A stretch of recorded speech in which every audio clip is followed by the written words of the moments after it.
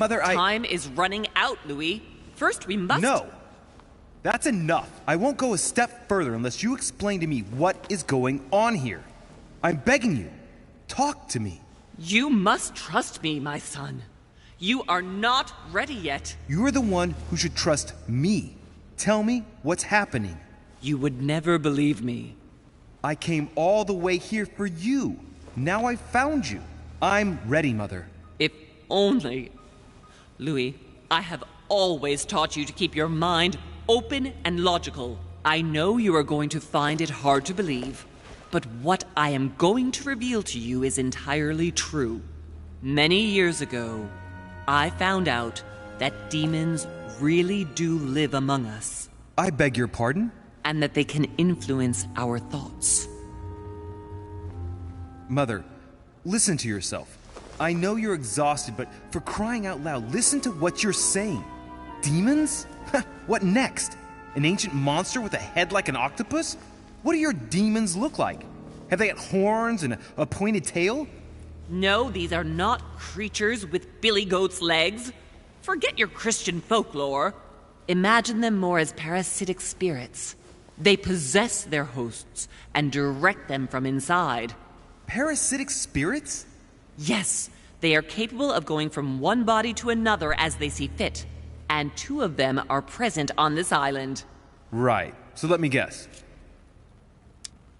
Lord Mortimer and Sir Gregory, right? You felt it too? No, even if Home does look the part. But I don't know who else could do it, given that we're on their territory. Many years ago, well before you were born, I crossed paths with one of them. Since then, I've spent my life trying to find it again. When we recovered the Alizif, I was persuaded that von Burchard was working for this demon in one way or another. But I thought he would hand the book to a middleman during this conference. That's where I made an error that could well turn out to be fatal. The one who Burchard was meant to give the book to was none other than the demon in person, Mortimer. Not to mention that Home had sent Volner to get it for him.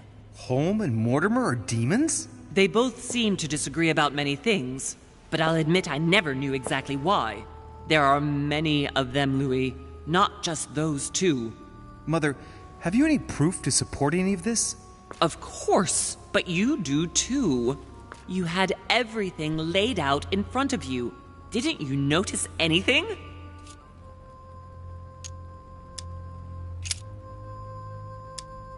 You mean the conference? How can you explain that someone manages to bring together so many important figures without anyone knowing? And without any security or personnel. I must admit, I found it difficult to understand how and why Mortimer didn't have a place in history. On the continent, Mortimer and Home are mere dandies who organize society balls.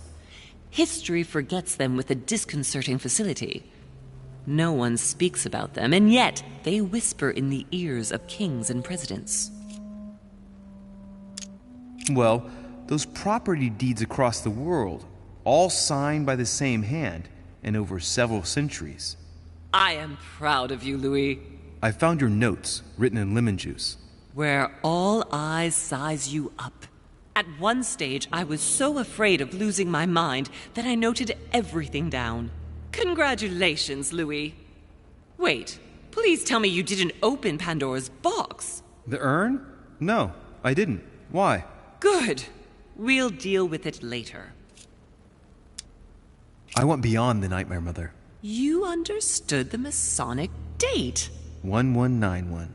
Of course! It was during that siege that the demon took possession of Sir Mortimer. They spent a whole night in conversation until the early hours of the morning. Mortimer had passed the test. He had charmed the demon, and so it chose him to be its host for centuries to come. But tell me, did you find his secret study?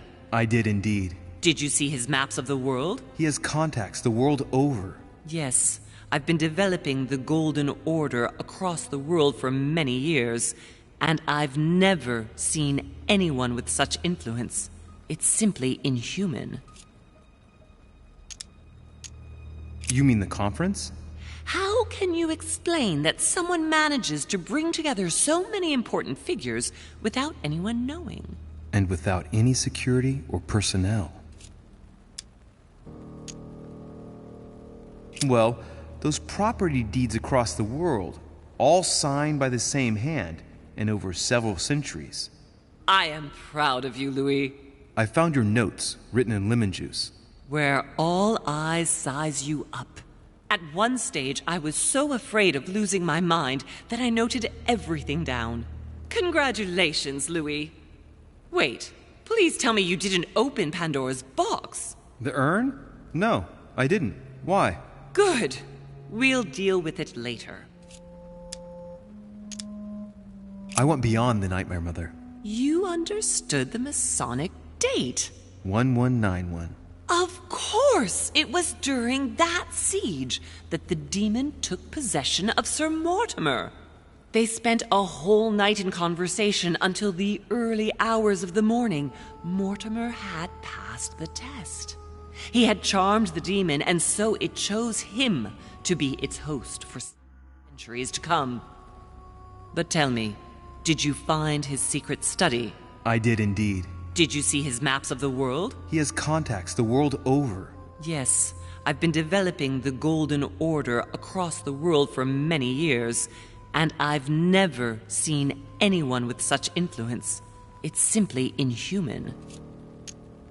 Louis, I am proud of you. You came all this way. You found me. You have surpassed me. You taught me everything I know. Right. How did it all begin? I saw him! What do you mean you saw him? I was 20 years old. I was young and carefree. I traveled the world in search of adventure.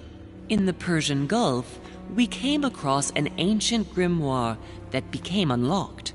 Composed of 7 parts, each one was a book in itself, set in a sort of metal armor that structured the whole thing. When all the volumes were brought together, they formed a single book.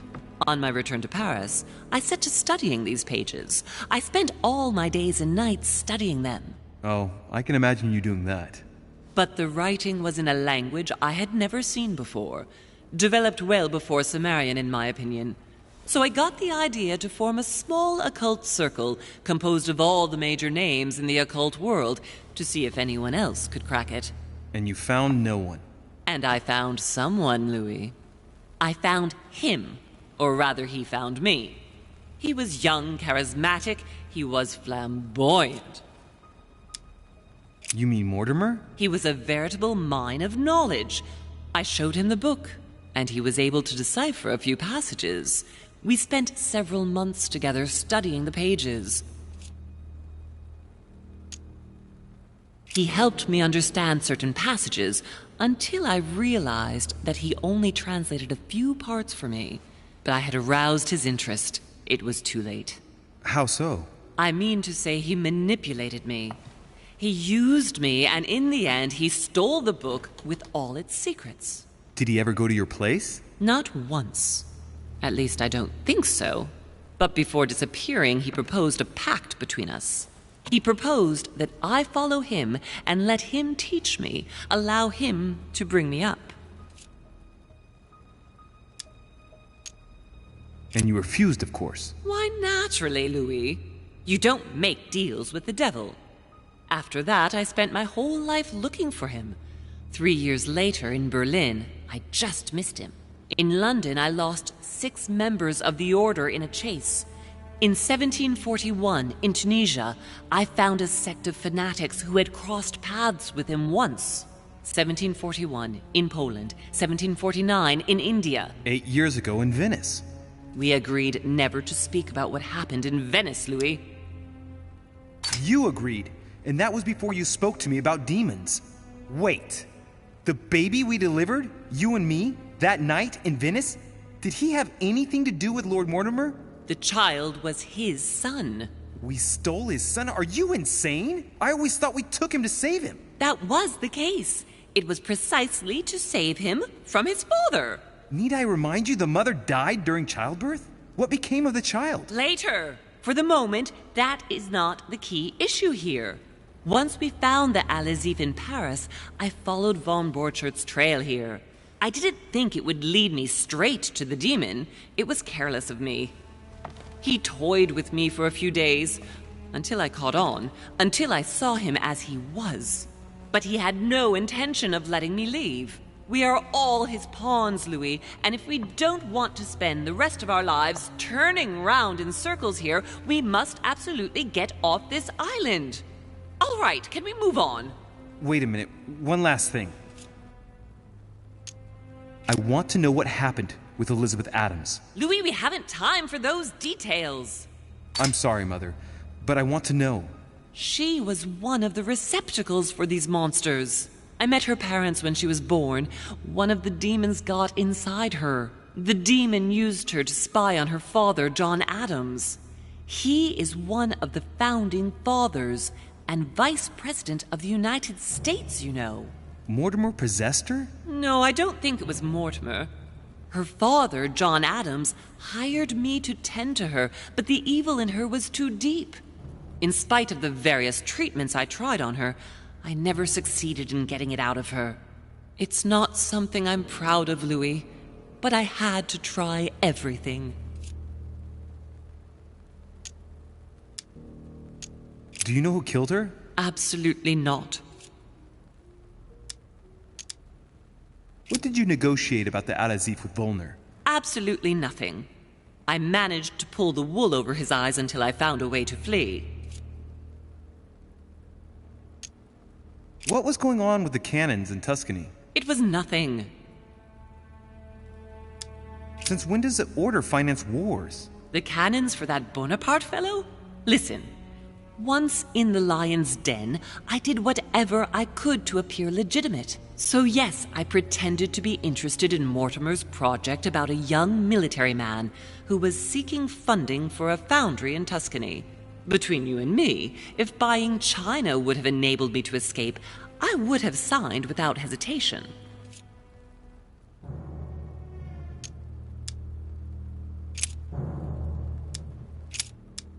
I want to know what happened between you and Emily's sister. Great responsibility often brings difficult choices, Louis. That's all you need to know. Mother, I won't take a step further if you don't answer me. You dare blackmail me? I'm listening. All right, I used her. So there you are. Happy now? We had the Al-Azif, and I didn't think we would be able to escape with it. In order to ensure that the book did not fall into their hands, or that one of them couldn't read in us where we had hidden it, I asked Emily to... It's Emma. Yes, or rather for me, it was Emily. So I asked Emma to hide it without anyone seeing, and then I disposed of her. I am sorry for her, but she was part of the Golden Order, Louis. She knew the rules when she joined.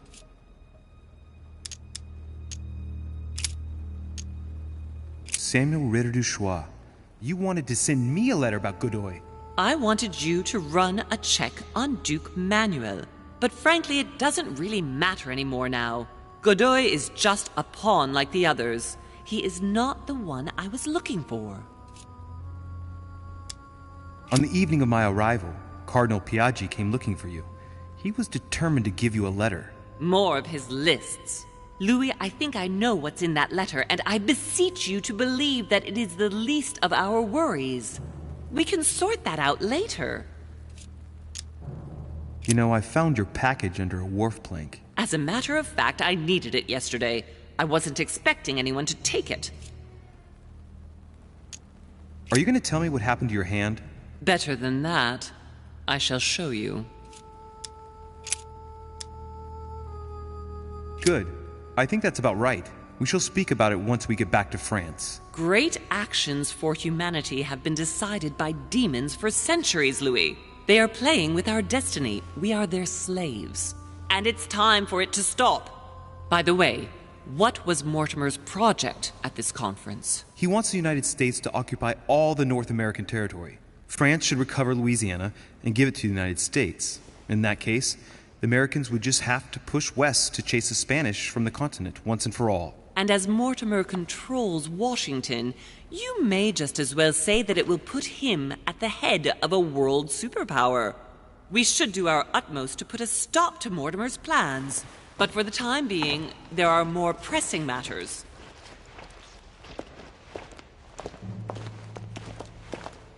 Are you going to tell me why we're here?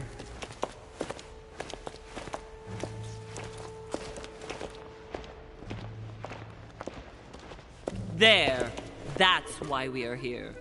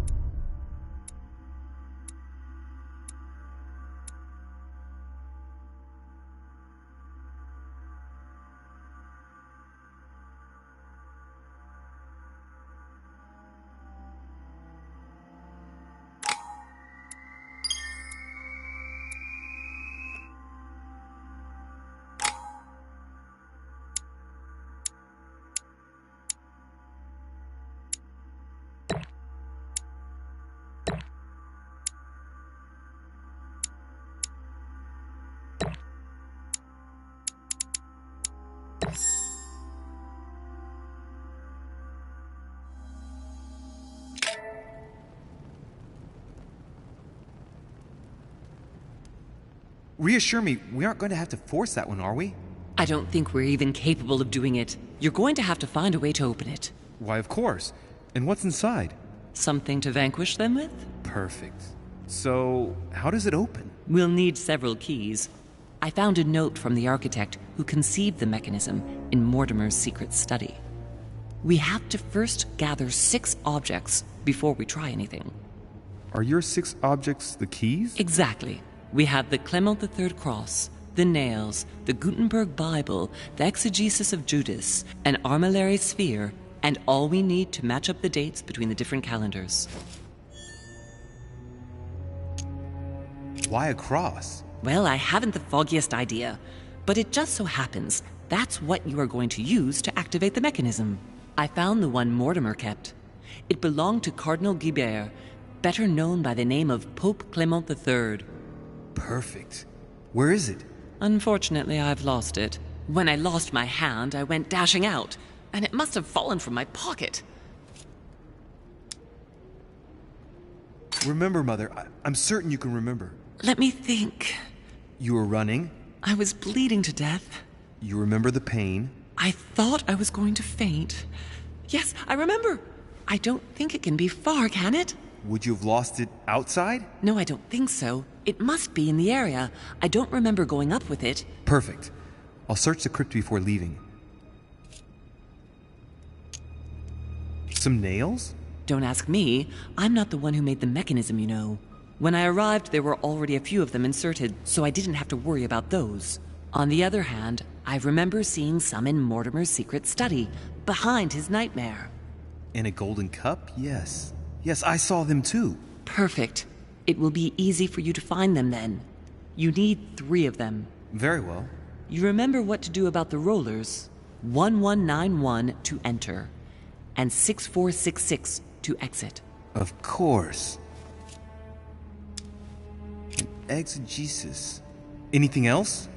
Did you manage to vanquish the Medusa? To open the chimney? Yes, absolutely. So you've already come across it. It's the Bible of Judas that is exposed in the secret room behind the chimney. Why do they call it an exegesis? Because that's what it is, and not an apocryphal Bible, strictly speaking. It's the study of a text with a summary, not an actual Bible. Anyway, well done for the Gorgon. You did well. You didn't get tricked by the light bouncing back. Thanks. Do you think I can take it safely? We haven't got a choice, Louis. Without it, we won't be able to work out this cursed mechanism.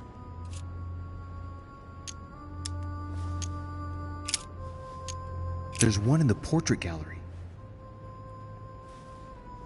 That's right. You still believe it's in the tower room, don't you? I don't know. There is only one way to find out, though. Right. I shall go and see.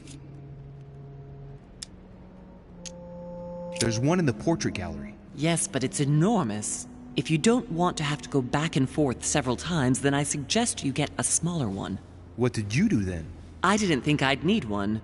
I started without one, and I lost my hand before I did need one. And you can see the result. What do you mean by the concordance of dates exactly?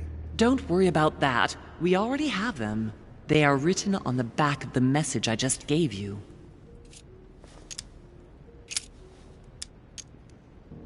One last thing before you go. Be very careful. If you come across anyone, they can all potentially be spies of Mortimer or Holm. Don't ever confide in anyone because a demon can slip inside them at any moment. Wait, not all of them though. Take Washington. Especially Washington. He's been conditioned by Mortimer for years. Look at them, for crying out loud. How do you explain their behavior otherwise? The most influential politicians in the Western world gather together without the least protection, without a single aid to assist them, to participate in a conference during which the guests start dropping like flies. Me, Adams, Peru, Hillsborough. Look at the number of calamities that have happened over the past few days. And not one of them has asked to leave the island? Do you find that normal? You'll see. Go up to the manor to look for the keys, and I wager not one of them will speak to you about my being in Emily's room. Do you think so? Go on, you'll see. And come back with all the objects in one go. Time is against us. And remember, the code to get out of the secret office is 6646.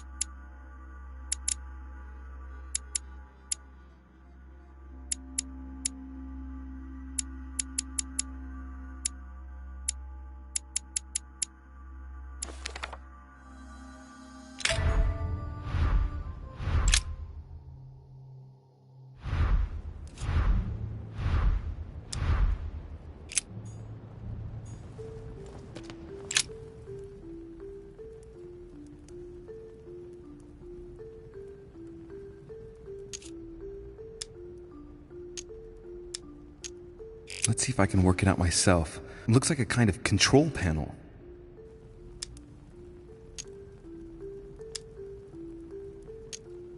It looks like certain mechanisms I've seen before. I wouldn't be surprised if I had to put the claim of the third cross in it.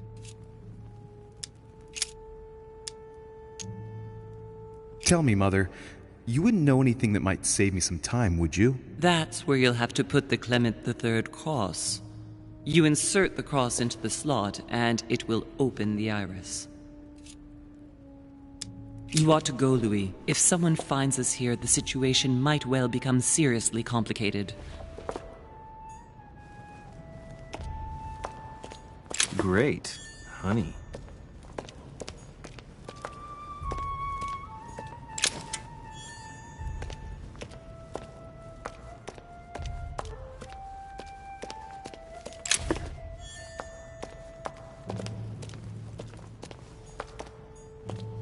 Famous cross of Clement III.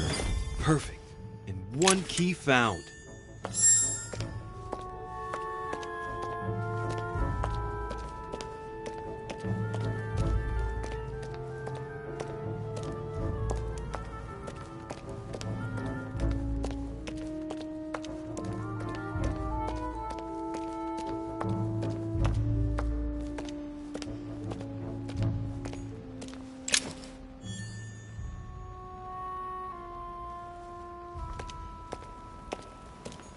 Carmelite water will give me a little reprieve.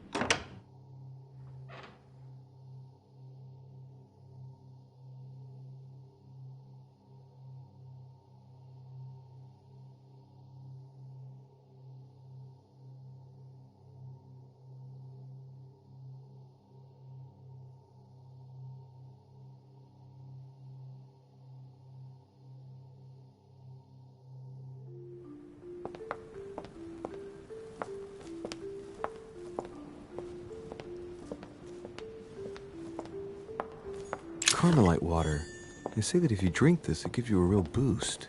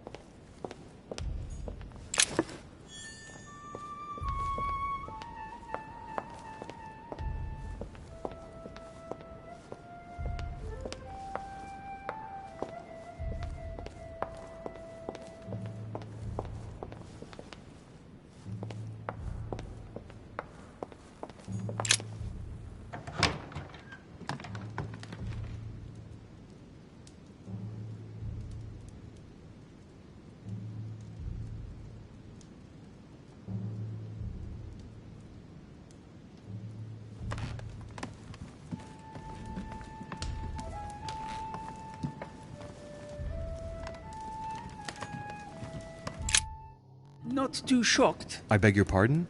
About Peru this morning. I asked you if you weren't too shocked by it all.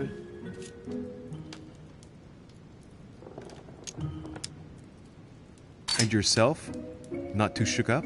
The only thing that matters to me about that stupid man Peru is the disastrous situation in which it puts us for the conference vote.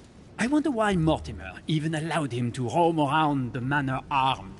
He was a veritable public danger. Indeed. You don't seem to be too affected. Tell me. I was wondering.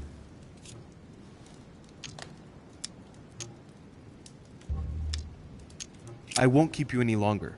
See you later, monsieur.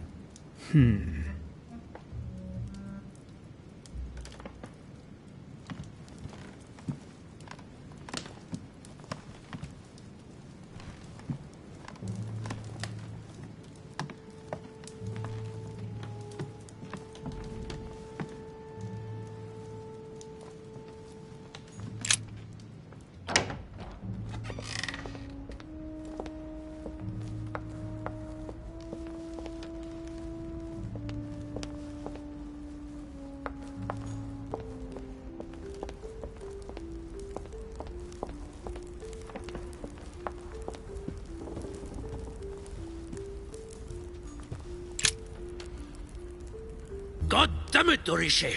Are you joking or what? You sell me pipe dreams about Mortimer's project, and a few hours later, one of your allies completely breaks down. Is this what Mortimer's side is all about? What am I going to do now?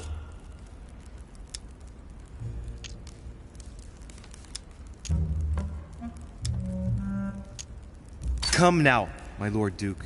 You know very well that at this level, things can get pretty rough. You ought to be used to it. Rest assured, Lord Mortimer has bounced back before. It's not an issue. What can I do for you? I'm dreaming. My mother was right. He's not going to tell me one word about what happened to Emily. To tell you the truth, I'm in search of an armillary sphere. You wouldn't know where I can find it, would you? Well, well. So you do have a passion for astronomy. Von Wollner has already bored me quite enough with all of his endless stories. You ought to concentrate, Louis. Politics is an art that requires all one's attention. Refrain from spreading yourself too thin, and leave stargazing to the poets. What can I say? I'm only... Ask Wollner. I am sure he must have it among his effects. Perfect. Thank you, my Lord Duke. Leave me now. See you later.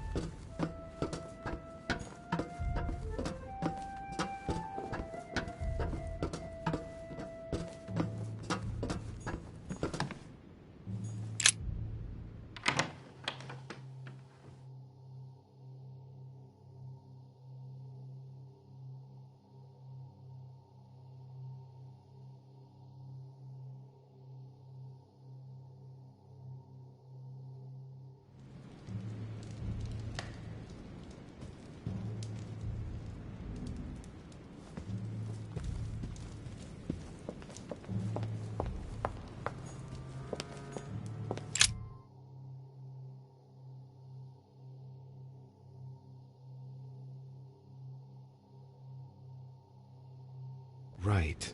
It's definitely an armillary sphere, but I have to find one that I can take with me.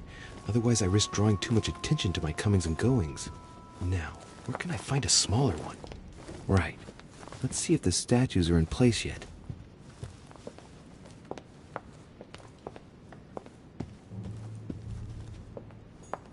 That statue is not positioned correctly.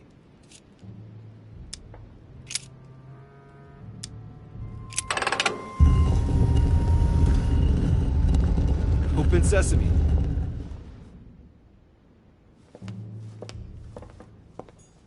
So that's Pandora's box? An urn? Mother seemed worried that I was able to open it. I wonder why. So, I did well not to touch it. The Ring of the Nibelungs. Even if Mortimer is several centuries old, I don't see what part he has in this legend.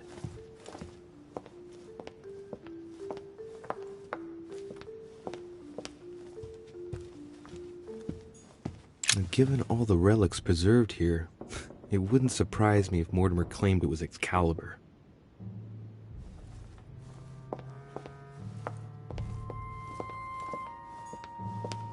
Caesar's laurel wreath. If Mortimer really is what my mother says he is, it could mean... No, that's impossible. No, not Caesar.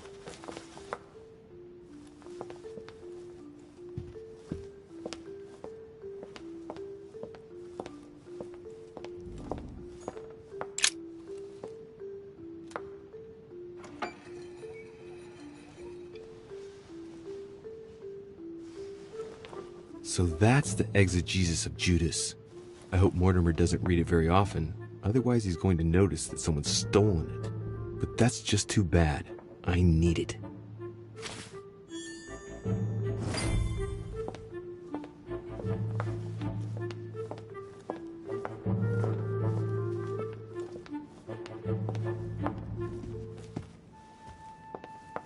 Right. I've got what I need. Now let's not waste any more time.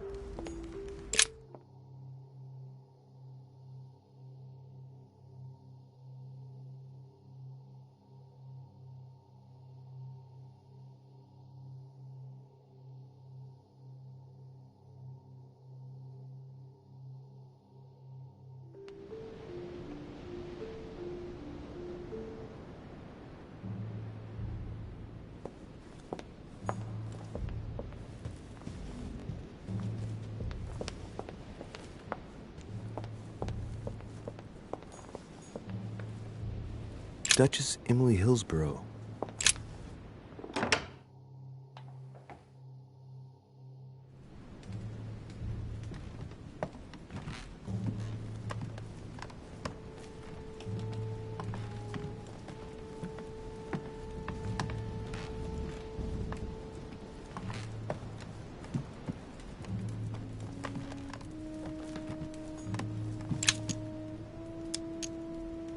A devil's thorn, to be used to uncover the best disguised traits.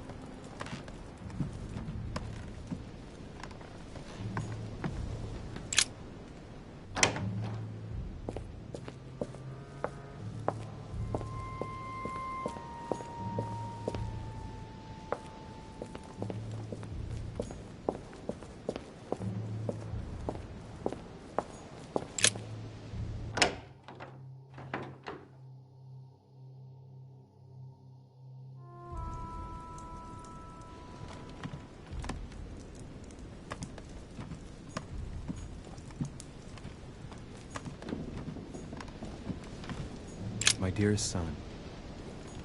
It's a beautiful weapon. A lovely damask blade. It's marked with the initials of the manufacturer in Versailles.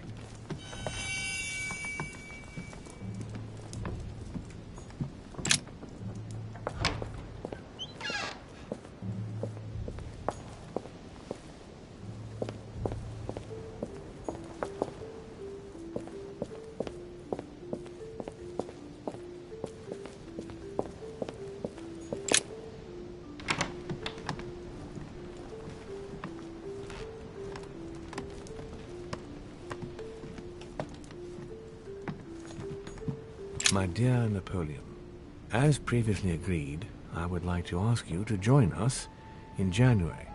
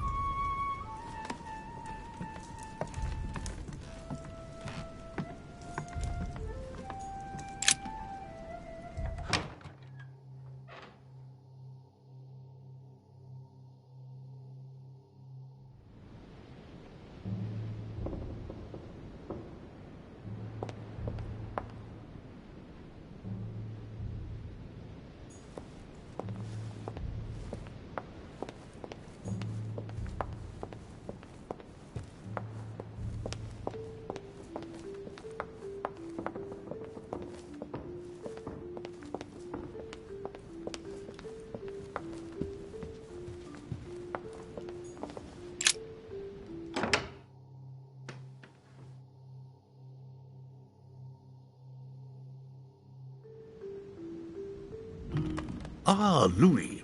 Glad you're here. Blasted. He's gonna talk about my mother. Come and see what I've found. There are pieces of paper in the ashes of the chimney. Someone's been burning something here. Incredible. He doesn't seem to want to speak to me about what happened between my mother and the Hillsborough sisters. Show me a little. Look, it's possible to distinguish two different writing styles. The rest of the correspondence between my mother and Emma. Someone tried to burn an exchange of messages. I'm certain. There must be more. Shit. What on earth is he doing? If you want my opinion, a servant must have burnt some old papers. That's all. Why, of course. You very nearly made me think that you were trying to hide something, Louis. No, I'm sure there must be other hidden messages. He won't let go.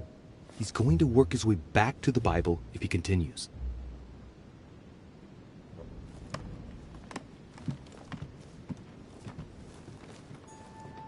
Dante's Paradise.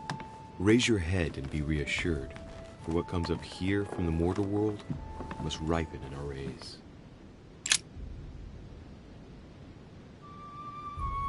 Hey, look, there. No, I don't see anything. Come, Louis, look. Someone's clearly drawn a 4 in the dust. I have a clue. I better take the Bible before he works his way back to it.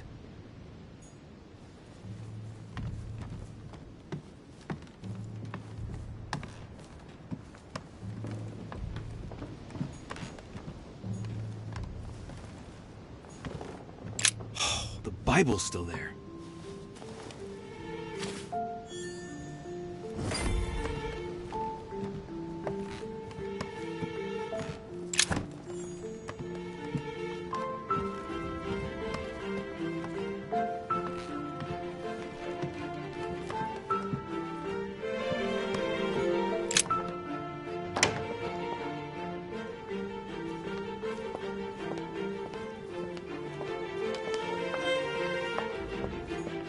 Monsieur Johann van Volnau.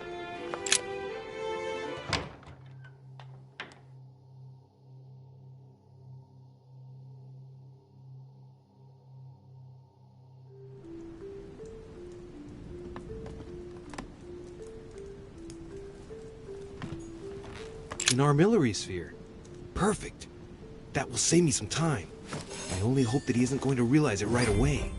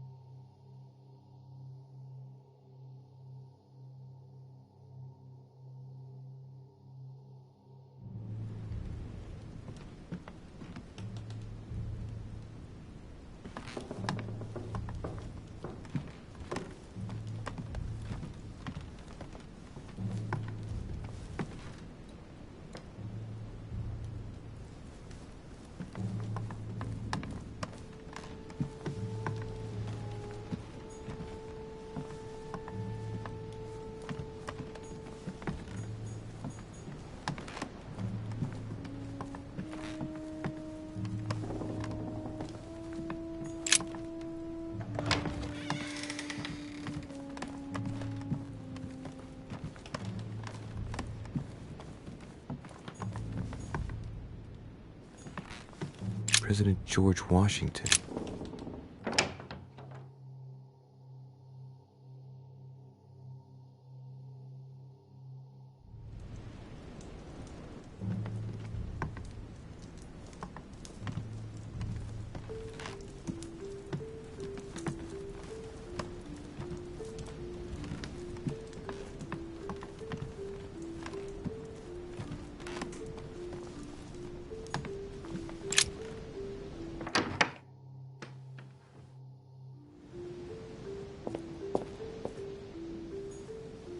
fragment of amber.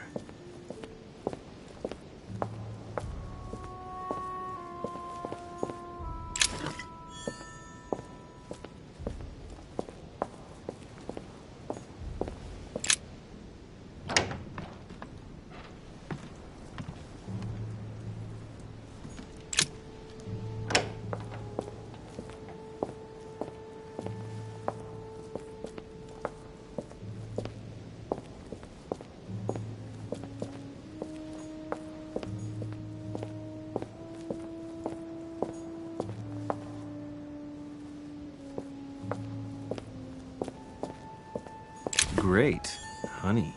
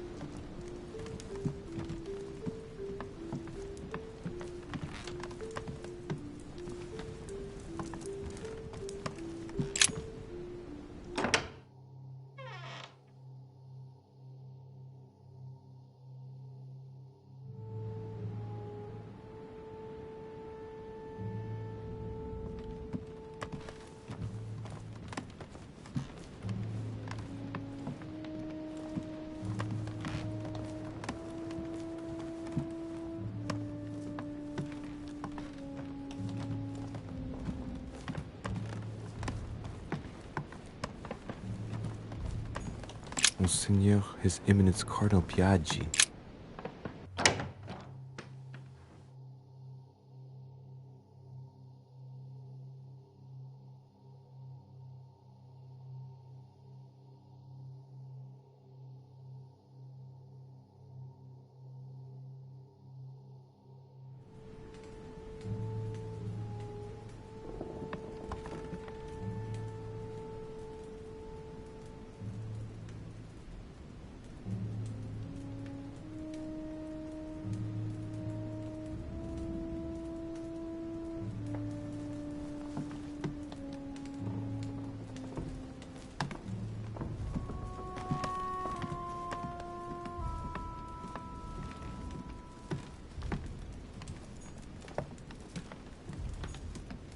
His Holiness Pope Pius VI, by Pompeo Petoni.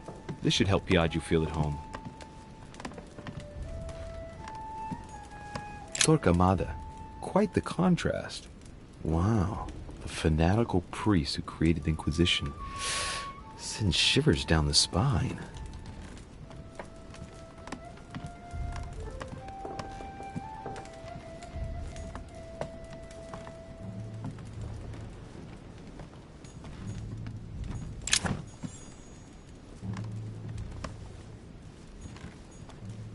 Venus and Cupid with a satyr, by Correggio.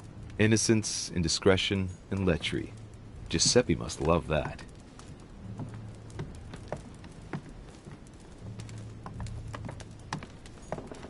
Love Triumphant, by Caravaggio. Now there's someone for whom the sex of angels is no mystery. Amber crystals.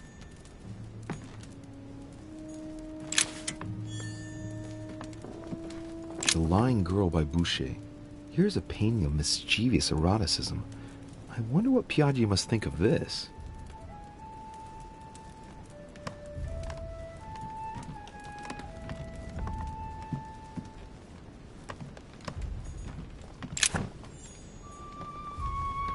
John the Baptist, Youth with a Ram, a Caravaggio. A very sensual vision and very far from the usual representations of St. John.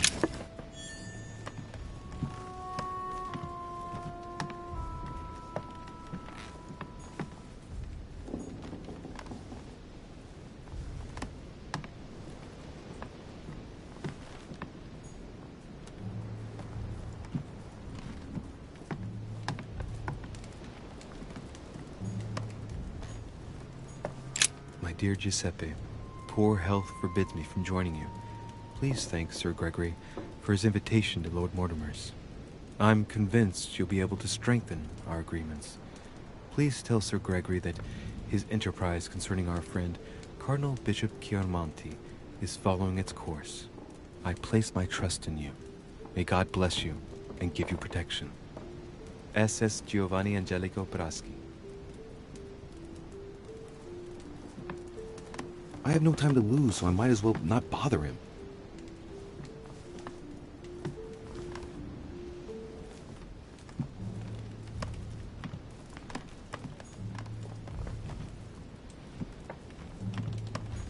Destruction of the Temple of Jerusalem by Francesco Hayez. The Roman destruction by Titus and his army. What violence!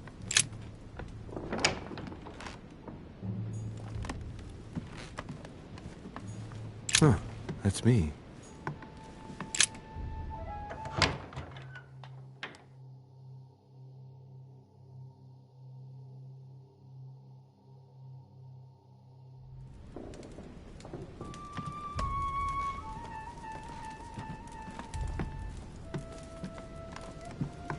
Inferno by Dante. Abandon hope, all ye who enter here. Lovely lectures Mortimer's giving to his guests. Very jolly.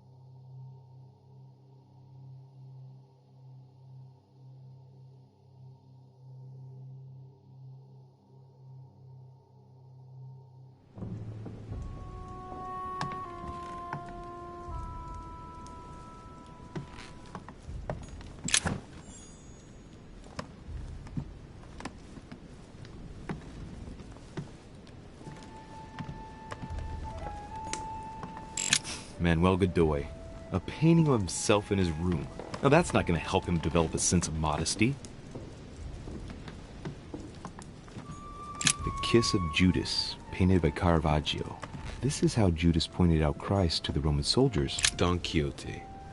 Talking without thinking is like shooting without taking aim. I have to think about that one.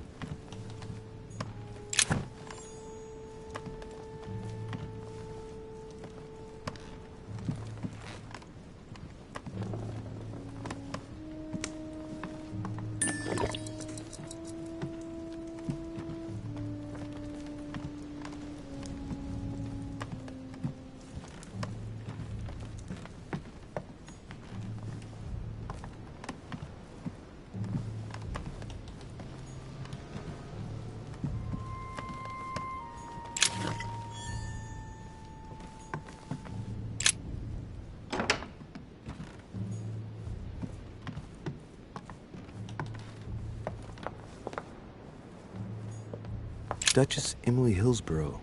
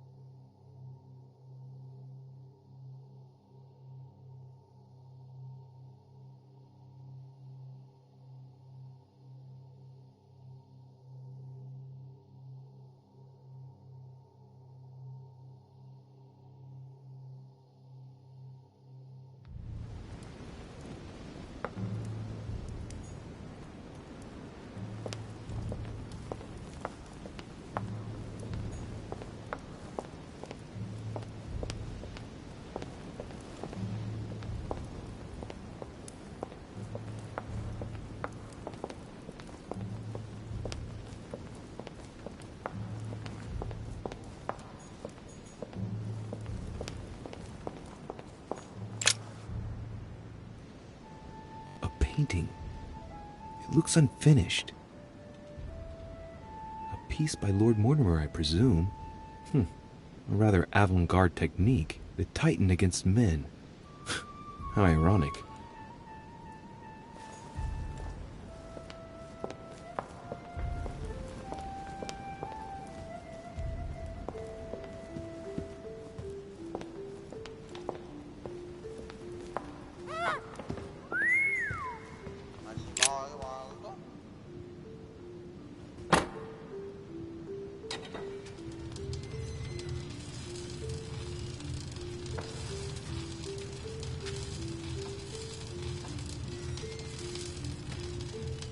Right.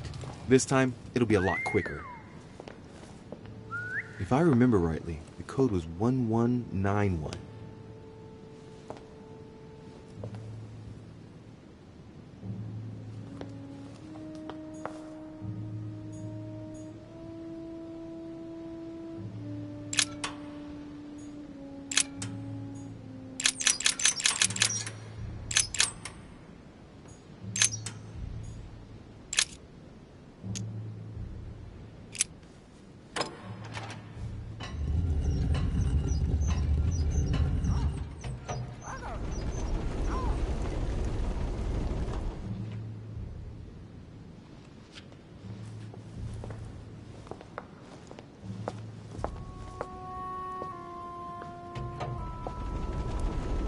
Of course.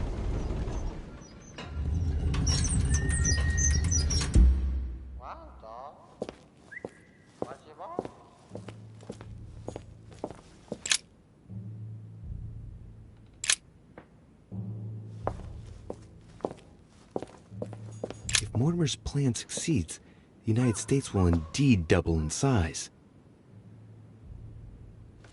It would mean the end of the Spanish presence in North America.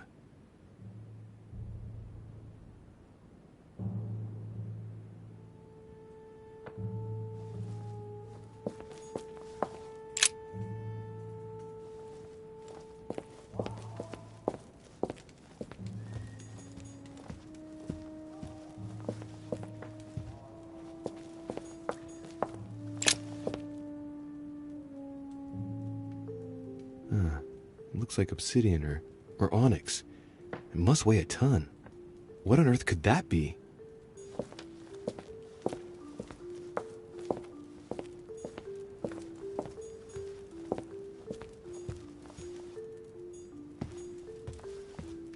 There!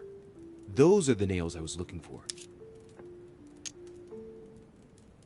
I noticed they were old and rusty, but I hadn't noticed these traces of... Could that be blood? Is it really the relic of the Holy Cross? I can hardly believe it.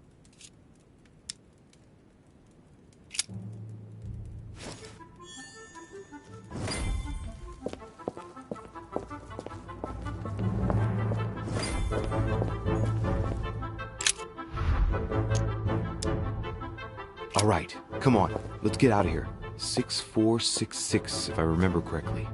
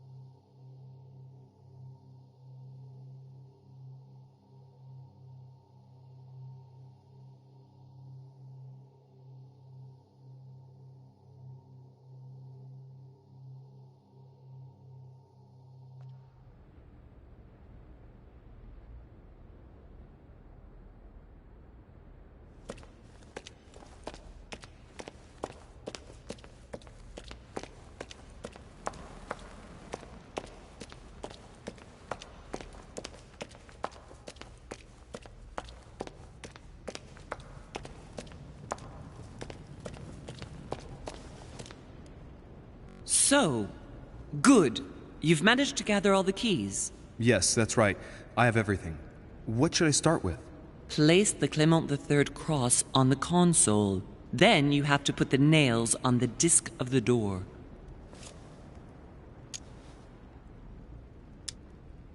What theme did you start with? As the fresco shows the birth of Christ, I placed one nail in Bethlehem, one in chapter 2, and one in verse 6. The iris opened a little. I thought it was normal. Behind the aperture of the iris, there is a duct in which I put my hand. I felt something like a valve at the bottom. I thought by turning it the door would open, or the iris would open completely, or something else would happen. Instead, I felt something like an axe cut off my hand. I really thought it was the end of me. What did you do then?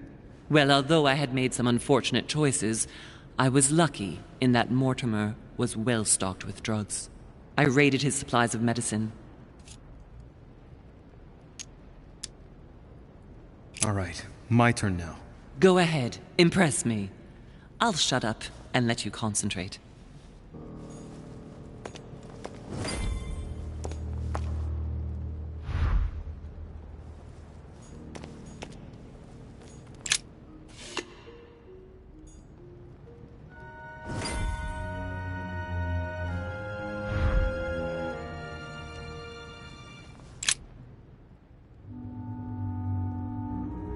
The cycle of the moons has nothing to do with what I'm doing right now. This exegesis contains comments from Judas on the different Gospels. It only contains certain chapters and verses, and the chapters are indicated by Roman numerals. The lexicon refers to different chapters and verses from the exegesis of Judas.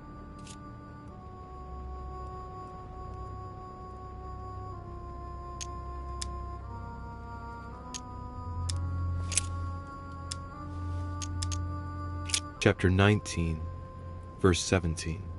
Jesus was crucified on the 8th of Nisan, 3793, in a place near Jerusalem. The Romans put a crown of thorns on his head.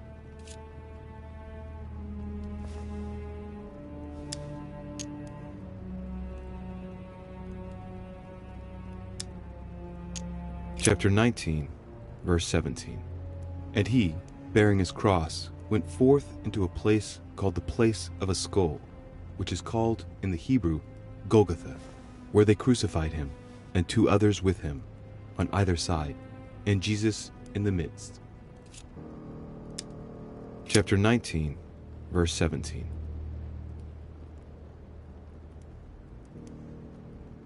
And he, bearing his cross, went forth into a place called the place of a skull, which is called in the Hebrew Golgotha, where they crucified him, and 2 others with him, on either side, and Jesus in the midst.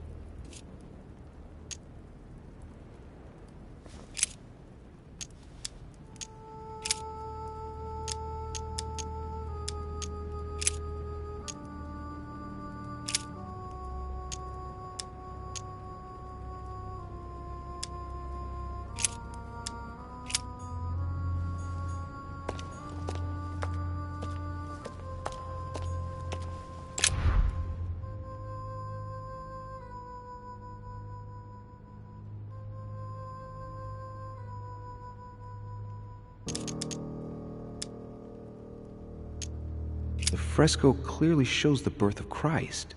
Louis, I can assure you that that is not the solution to this enigma. This fresco's only purpose is to mislead. I know that now. Please, focus on another theme about Christ. I'll have to trust her.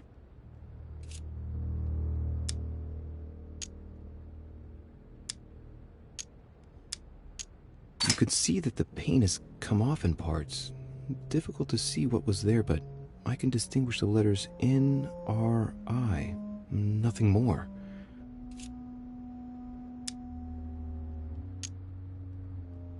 Why, of course. They're part of the initials I-N-R-I that you can find on the cross of Jesus at his crucifixion.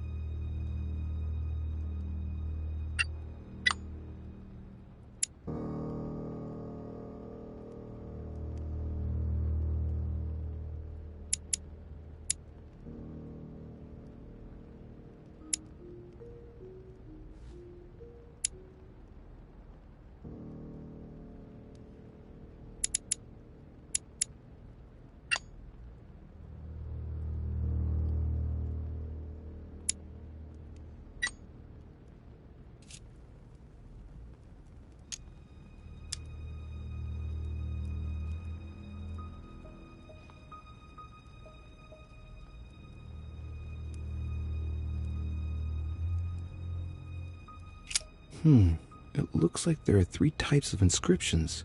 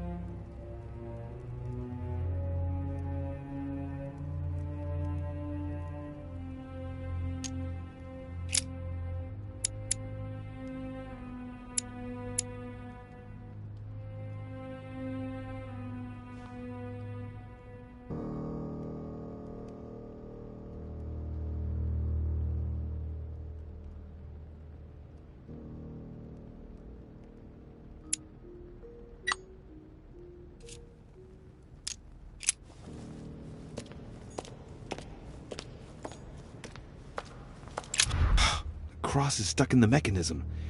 I can't do anything.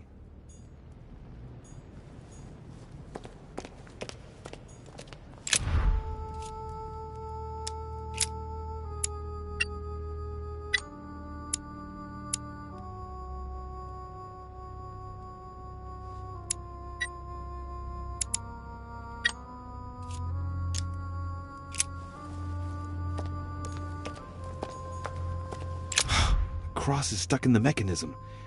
I can't do anything.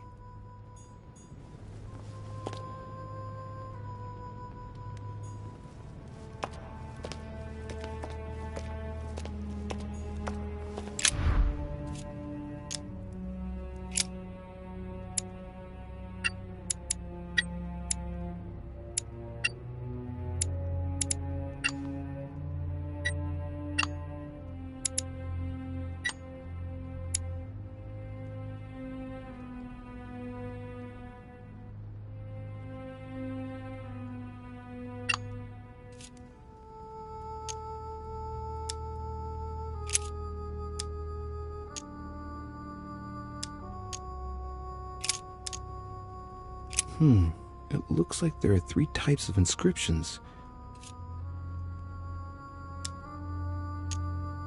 There are 3 styles of writing, and I've got 3 nails. There must be a link. I must surely put in 1 nail per category.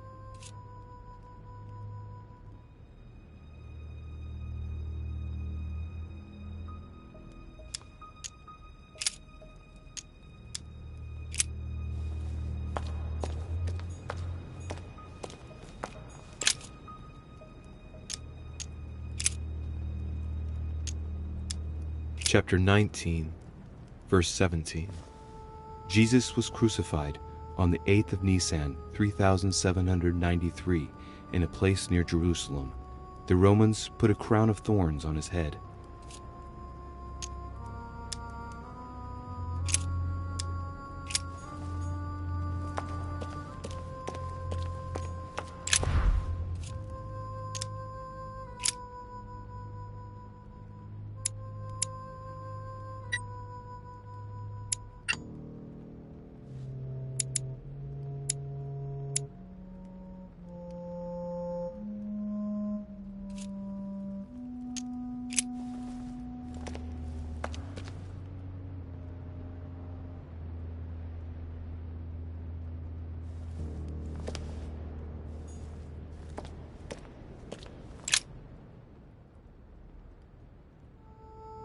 The cycle of the moons has nothing to do with what I'm doing right now. The cross is stuck in the mechanism. I can't do anything.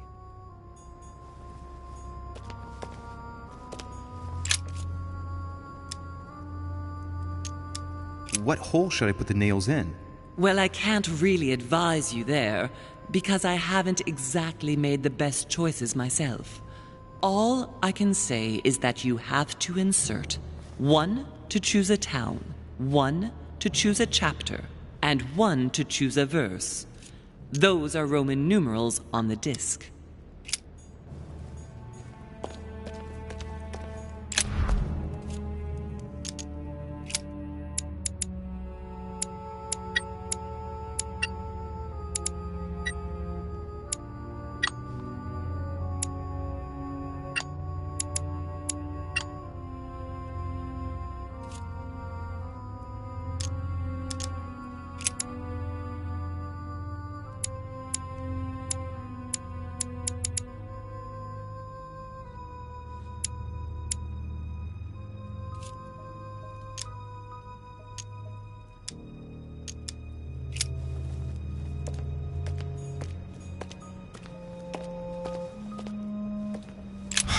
The cross is stuck in the mechanism.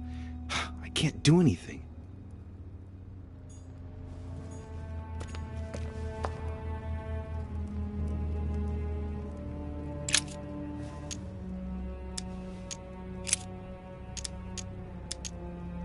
Chapter 19, verse 17. Jesus was crucified on the 8th of Nisan, 3793, in a place near Jerusalem. The Romans put a crown of thorns on his head.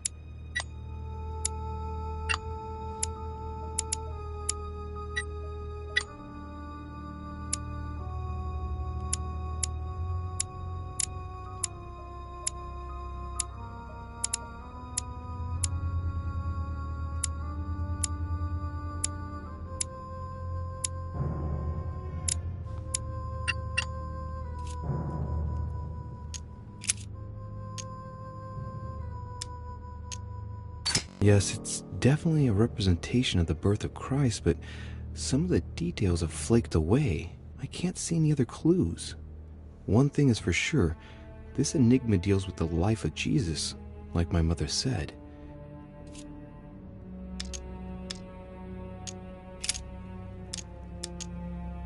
It looks like there are 3 types of inscriptions.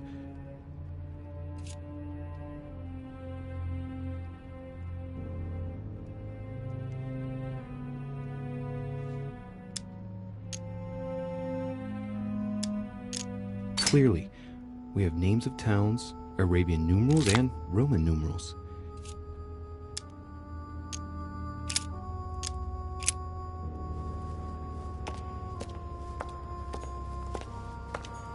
The cross is stuck in the mechanism. I can't do anything.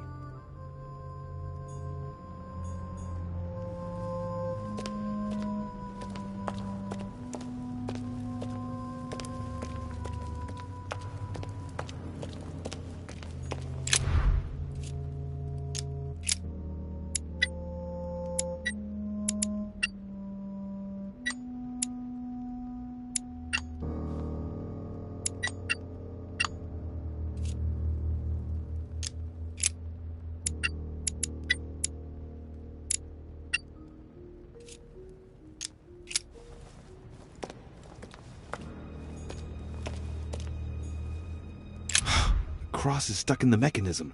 I can't do anything.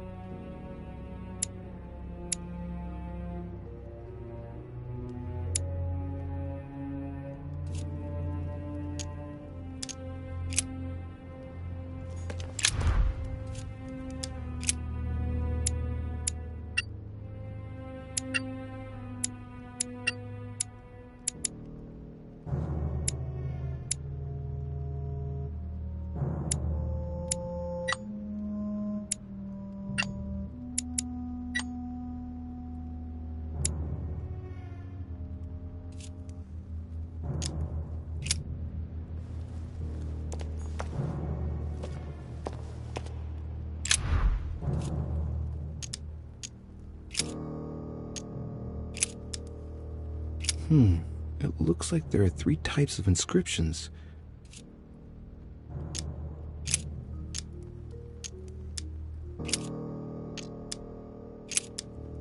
It looks like there are 3 types of inscriptions. These towns have one thing in common. They're all related to the life and death of Jesus. For example, Jordan is the place of the baptism of Christ.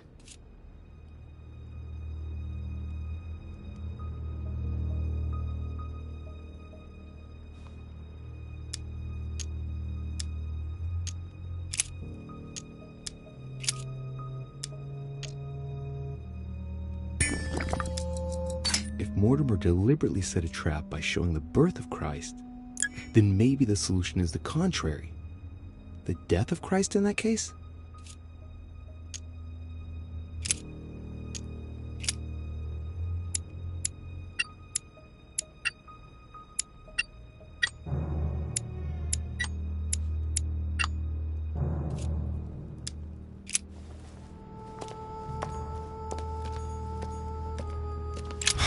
Cross is stuck in the mechanism. I can't do anything.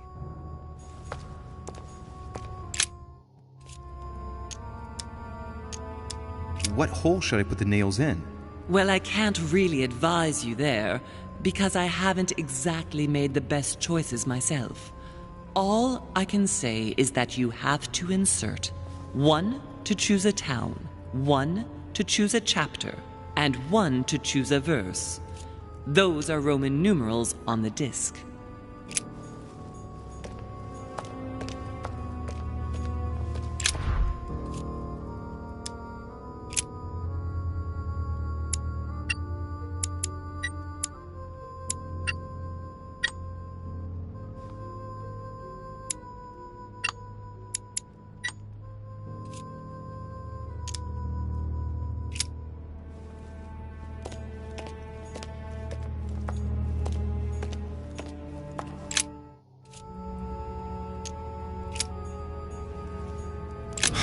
Cross is stuck in the mechanism.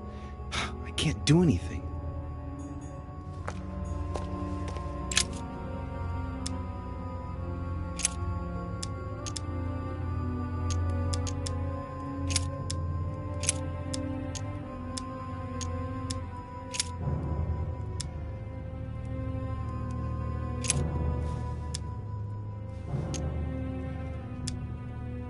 Chapter 14, verse 22.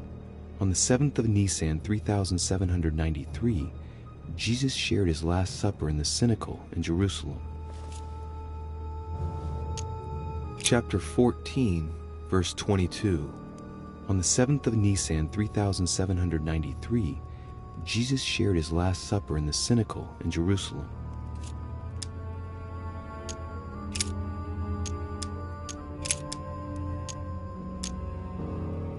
Chapter 3, verse 18. Words truly pronounced in Abagash.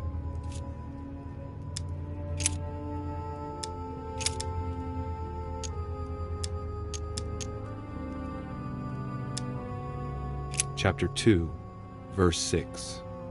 Jesus was born of Mary and Joseph on the 22nd of Teveth at midnight, 3762, in the village of Bethlehem.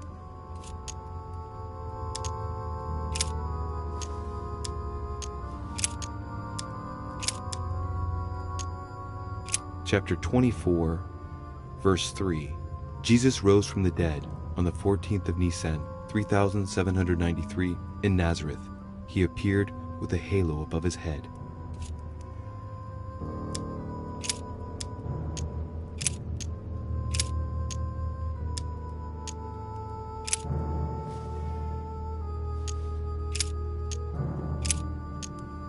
Chapter 5, verse 2. Jesus cures the sick and lame on the 8th of Adar, 3791, in Jerusalem, at the pool of Bethesda. All stand and fling away their canes. Chapter 5, verse 2. Now, there is at Jerusalem, by the sheep market, a pool, which is called, in the Hebrew tongue, Bethesda, having 5 porches. In these lay a great multitude of impotent folk, of the blind, halting, and withered, waiting for the moving of the water. Jesus saith unto him, Rise, take up thy bed, and walk. And immediately the man was made whole, and took up his bed, and walked. And on the same day was the Sabbath.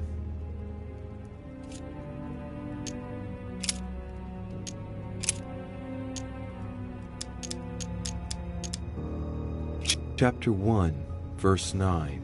Jesus was baptized by John in Jordan on the 9th of Hesvan, 3852.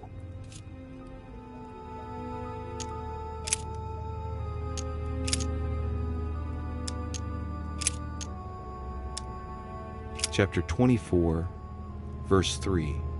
Jesus rose from the dead on the 14th of Nisan, 3793, in Nazareth. He appeared with a halo above his head. Chapter 24, verse 3. But when they entered, they did not find the body of the Lord Jesus. While they were wondering about this, suddenly 2 men in clothes that gleamed like lightning stood beside them. In their fright, the women bowed down with their faces to the ground. But the men said to them, Why do you look for the living among the dead? He is not here.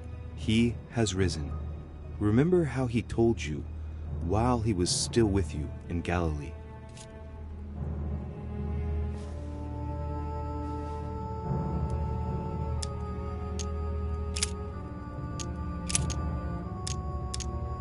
Chapter 2, verse 6.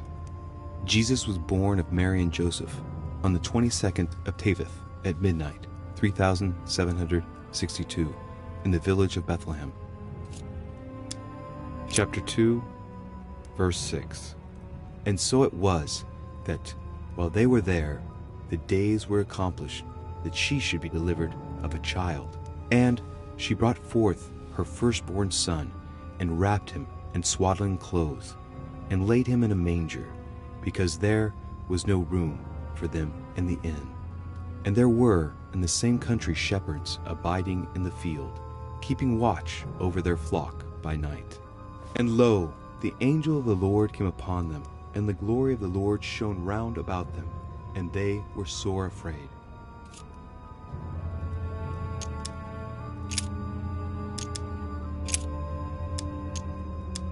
Chapter 19, verse 17. Jesus was crucified on the 8th of Nisan, 3793, in a place near Jerusalem. The Romans put a crown of thorns on his head. Chapter 19, verse 17. And he, bearing his cross, went forth into a place called the place of a skull, which is called in the Hebrew Golgotha, where they crucified him, and 2 others with him, on either side, and Jesus in the midst.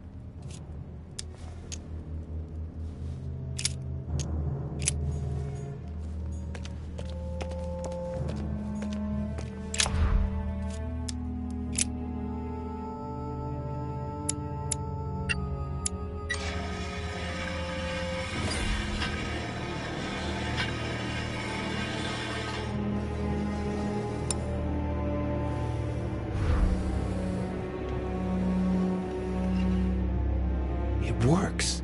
Well done, Louis. I hadn't seen those other wheels. Try connecting the theme to see if it goes all the way.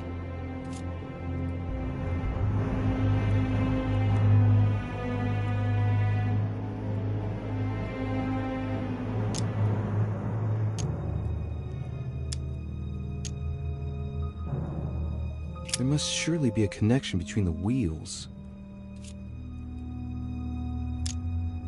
This wheel contains several symbols made up of 1 or 2 figures and 1 letter. The highest figure does not exceed 31, and each letter corresponds to a month of the year. A for April, and M for March. I think these symbols must represent a specific date.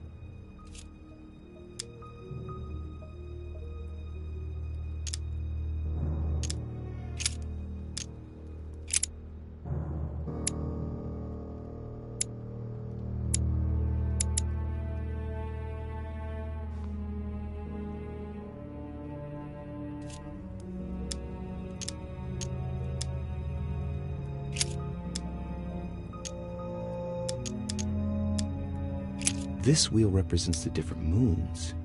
In the occult sciences, we represent the full moon by an X. As for the dark moon, called the new moon, in cults, it's often associated with something harmful.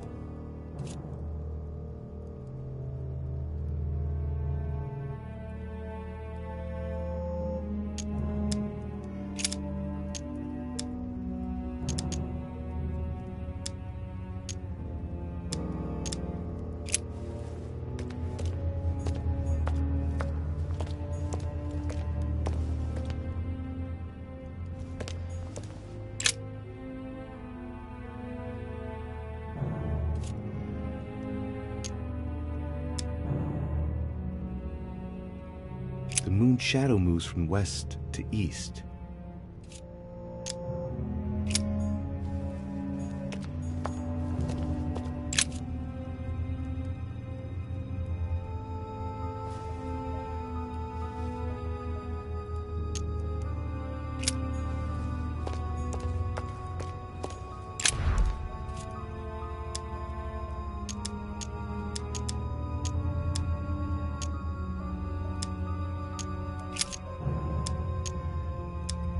There are different icons on this wheel, but it looks like some of them can't be connected to the other wheels.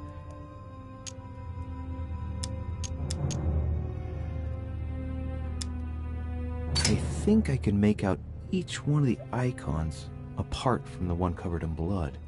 Going clockwise from the one I just mentioned, we have the halo that represents the resurrection. The waves represent the baptism of Jesus. It's more difficult to identify the next one. Maybe a crib, and in that case it's surely linked to the birth of Christ. The red herring that my mother followed. Then, the symbol represents the crown of thorns that Jesus wore during his crucifixion.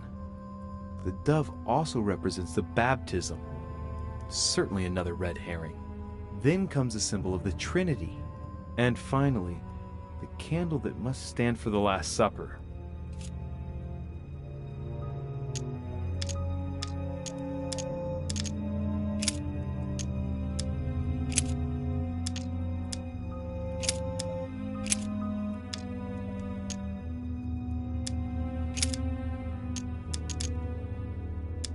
This wheel contains several symbols made up of 1 or 2 figures and 1 letter. The highest figure does not exceed 31, and each letter corresponds to a month of the year. A for April, and M for March. I think these symbols must represent a specific date. Look at this. There are notches between each of the wheels. So, I have to link the name of the town from the theme I've chosen to an icon, then to a date, and finally the date to the moon.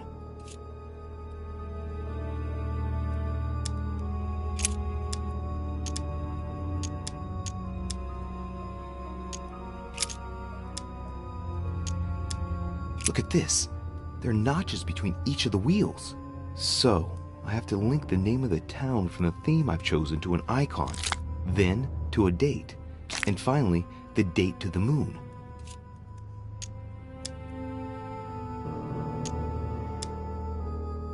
This wheel contains several symbols made up of 1 or 2 figures and 1 letter.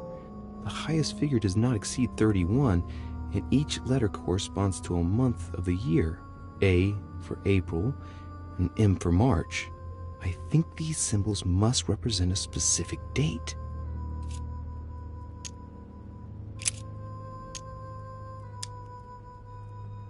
Now, given the difference between the number of icons and the number of towns, I think that only one path connects all the wheels with one another. Let's try to connect the theme I've chosen with the rest.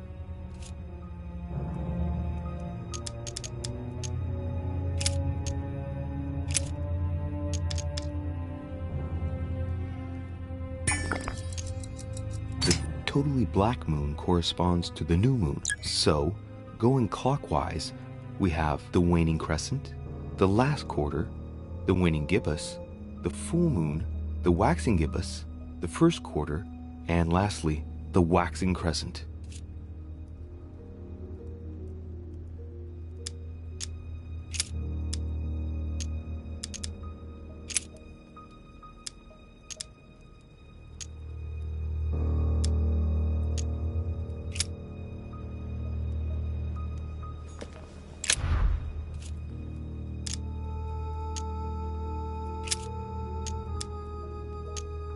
Look at this. There are notches between each of the wheels. So, I have to link the name of the town from the theme I've chosen to an icon, then to a date, and finally, the date to the moon.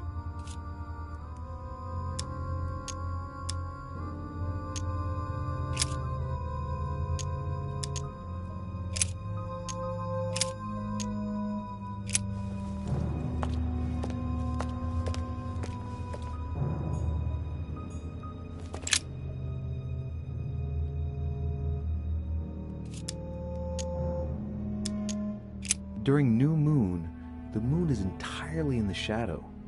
Then, the shadow moves from west to east, meaning left to right, and goes through the following states: waxing crescent, first quarter, waxing gibbous, full moon, waning gibbous, last quarter, waning crescent, and the cycle starts over with the full shadowed new moon.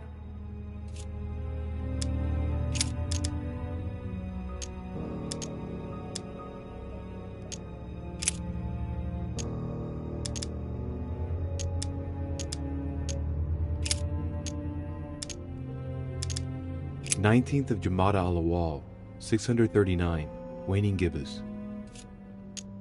13th of Shaban, 607, waxing gibbous. 7th of Shaban, 607, first quarter. 8th of Ramadan, 553, waxing crescent.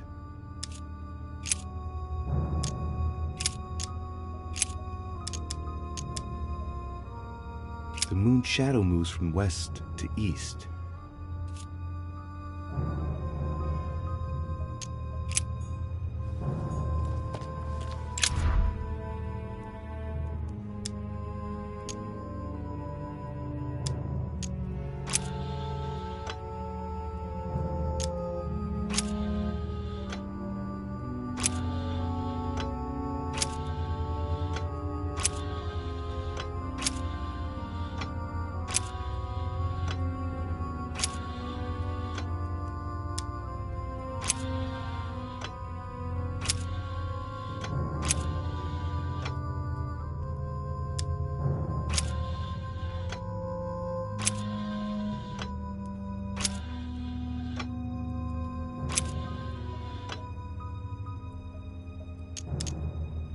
See what combination corresponds to the chosen theme.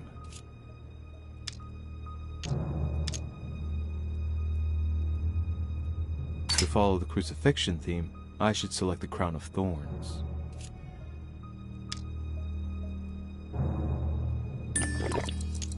By following the clues in the Bibles and the architect's notes, the crucifixion took place on the 8th of Nisan 3793, according to the astronomers of that time. That would correspond to March 26th in the year 33 on a modern calendar.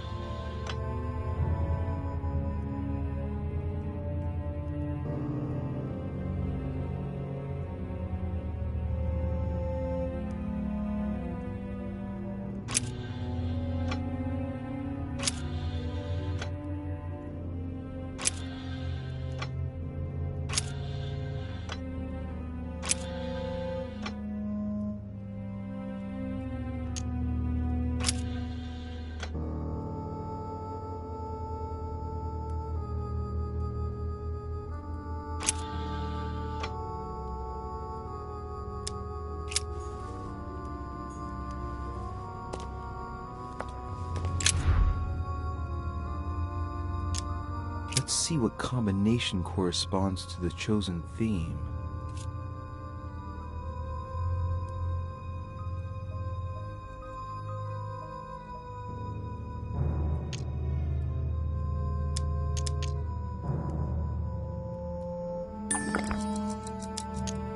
According to the architect's notes in the armillary sphere, the moon during the crucifixion was a first quarter. That's the one with its left half in the light.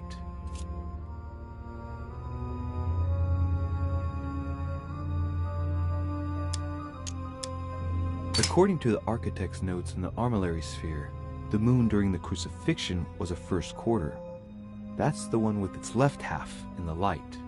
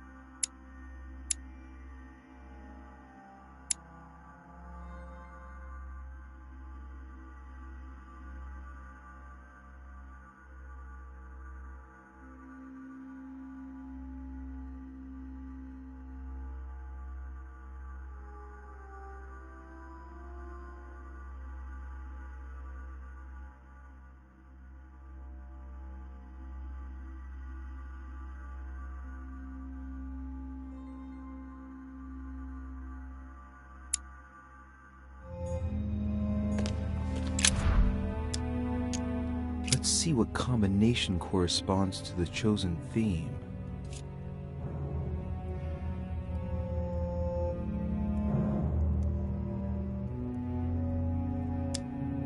According to the architect's notes in the armillary sphere, the moon during the crucifixion was a first quarter. That's the one with its left half in the light. To follow the crucifixion theme, I should select the crown of thorns. To follow the crucifixion theme, I should select the crown of thorns. By following the clues in the Bibles and the architect's notes, the crucifixion took place on the 8th of Nisan 3793, according to the astronomers of that time. That would correspond to March 26th in the year 33 on a modern calendar.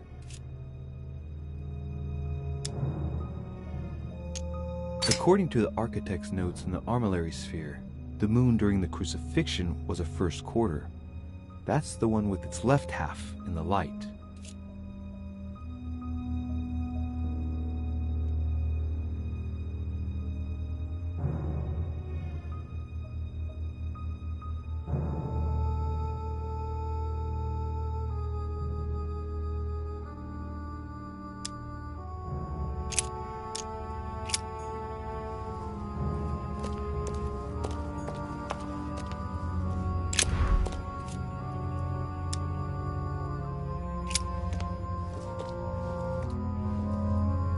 I can feel the lever at the bottom. Good luck.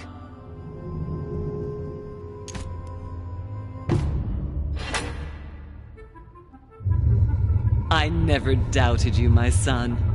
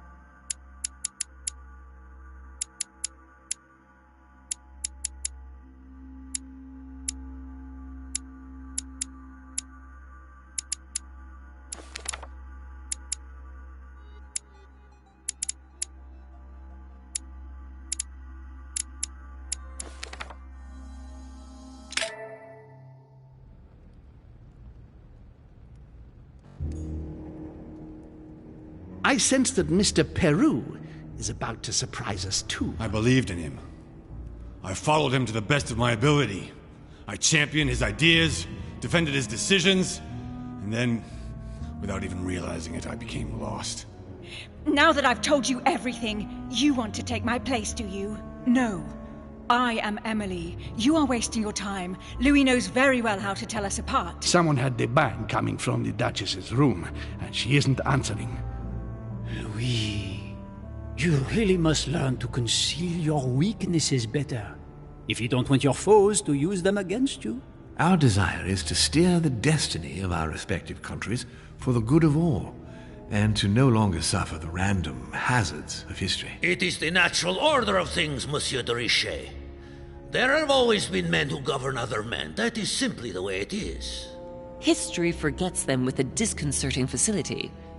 No one speaks about them, and yet they whisper in the ears of kings and presidents.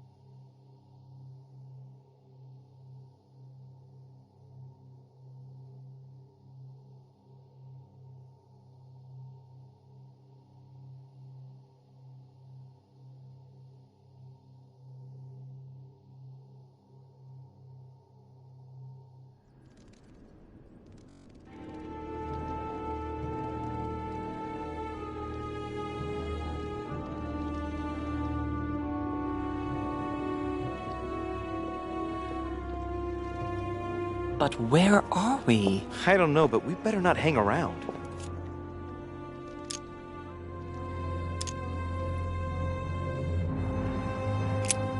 Do you know what we're looking for? We have to find that weapon. What do you know about the Holy Lance, Louis? The what? The Lance of Longinus the Centurion.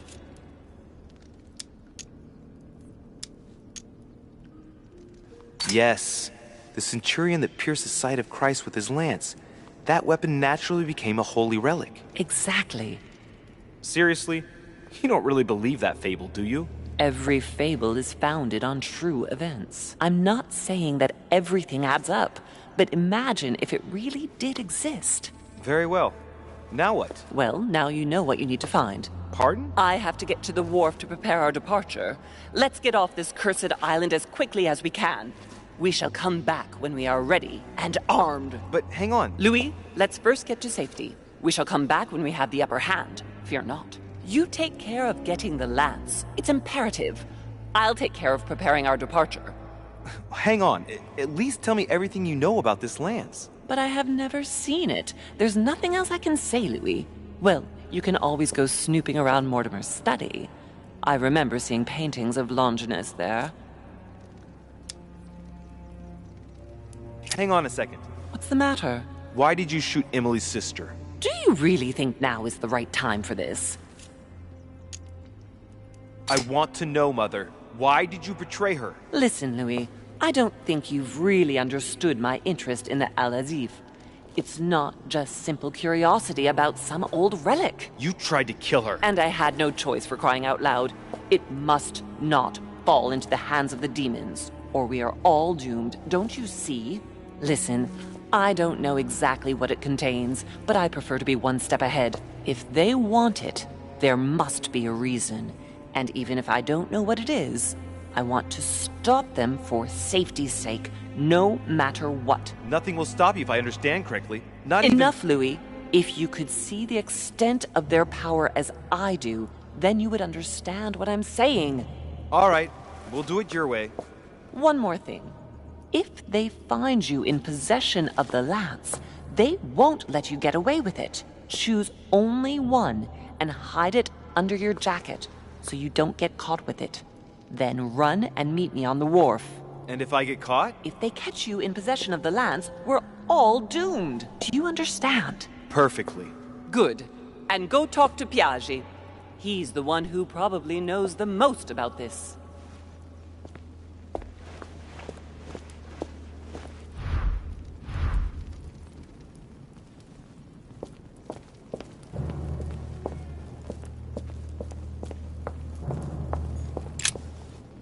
sarcophagus is engraved with the name of Clemens III. Good God!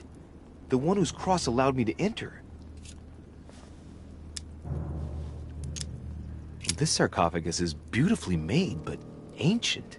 The stone is marked by the passage of time, but it's really well preserved.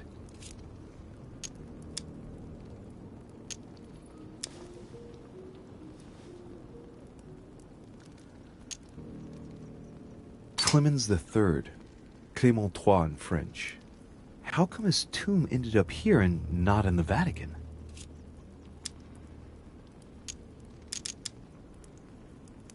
That was the Pope from the Middle Ages who inspired the Third Crusade. He gave the Roman people the power to elect their magistrates.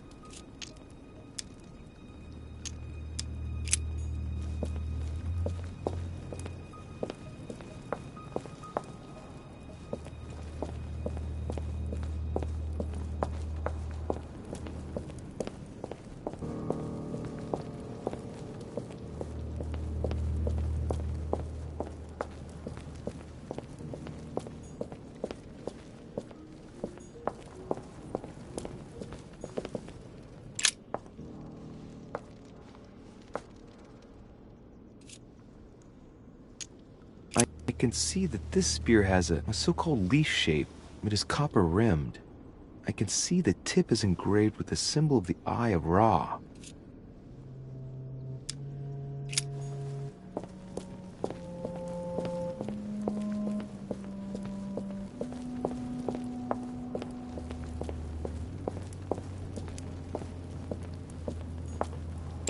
This one has no name. I wonder who it was for. This one has no name. I wonder who it was for.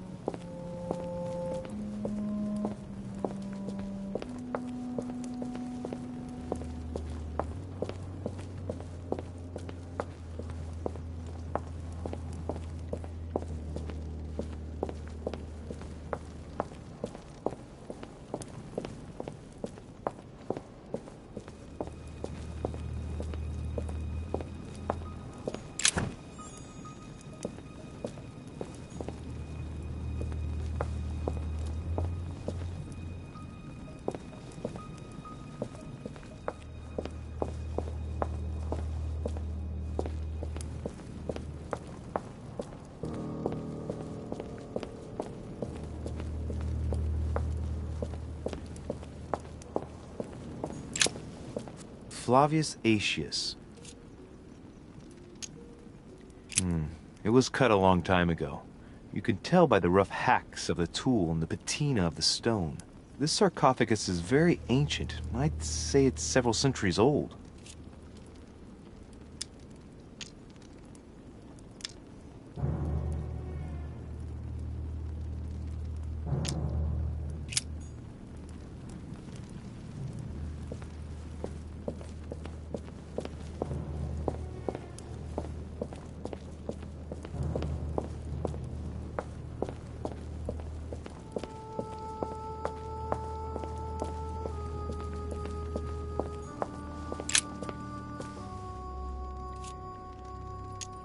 We can see that this lance has a leaf shape, and, well, it's in gold.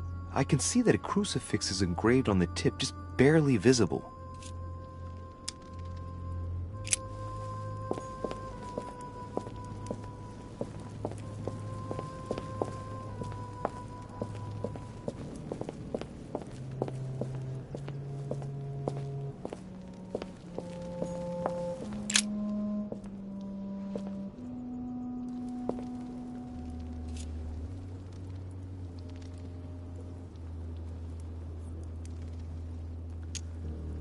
Let's take a look at this lance here. It has a very special leaf shape. It is copper-rimmed, and I can see a fish symbol engraved on the tip.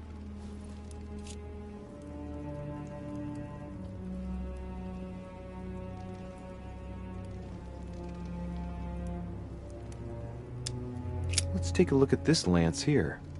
It has a very special leaf shape.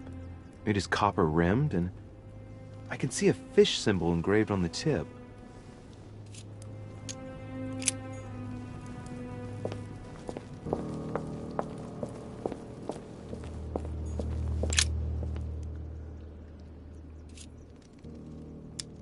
I can see that this lance has the shape of a boar spear. The blade is partially coated in copper, and I can just make out the symbol of the Eye of Ra engraved on the tip.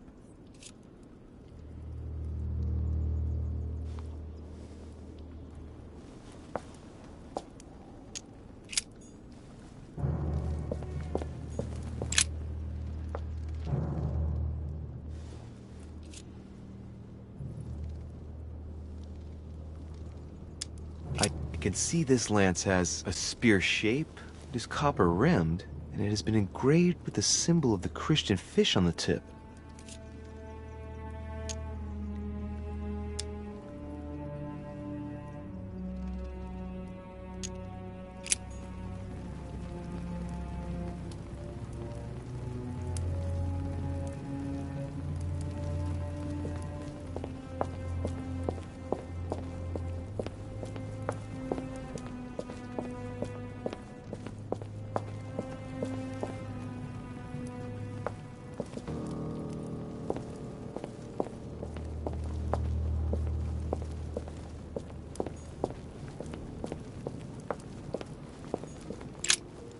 Sarcophagus of Lord Mortimer.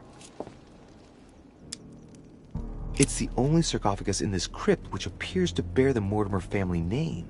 What ancestor can it be? There's no inscription.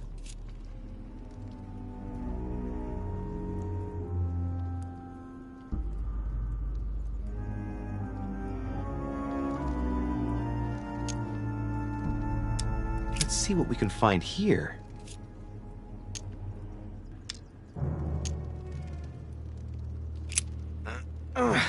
It's far too heavy. I'm not going to be able to do it on my own.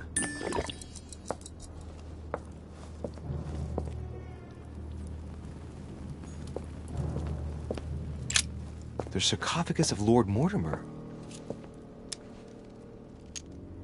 Let's see what we can find here.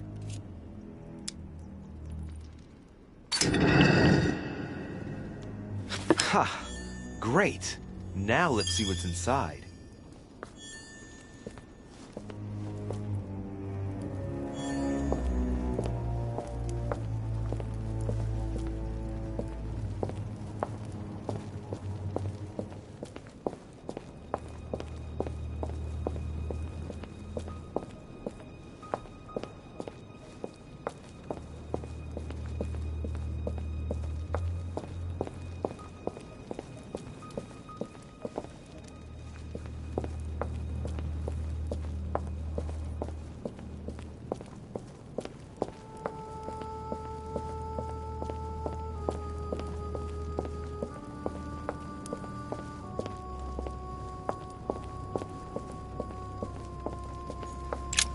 This sarcophagus has been ravaged by time.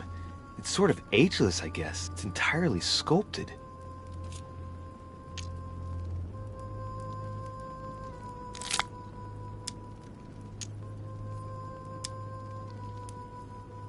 These symbols, these grooves, cuneiform script. This is humanity's oldest alphabet, the language of Babel. Sadly, no one today even knows how to decipher it. There's also some text engraved beneath in ancient Greek. Sargon. Is this the tomb of a king? Judging by all the sculpted symbols of power, this is really ancient. The inscriptions are all eroded. I don't know what those marks mean, but maybe a stone or epitaph.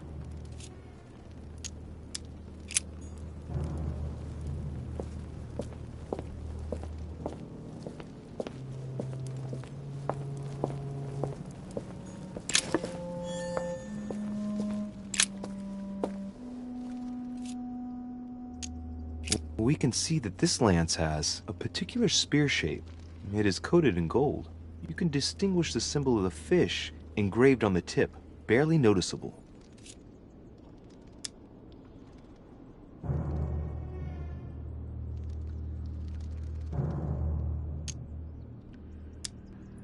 There's several spearheads. I need to find clues to pick the right one. Piaggi knows something about it for sure.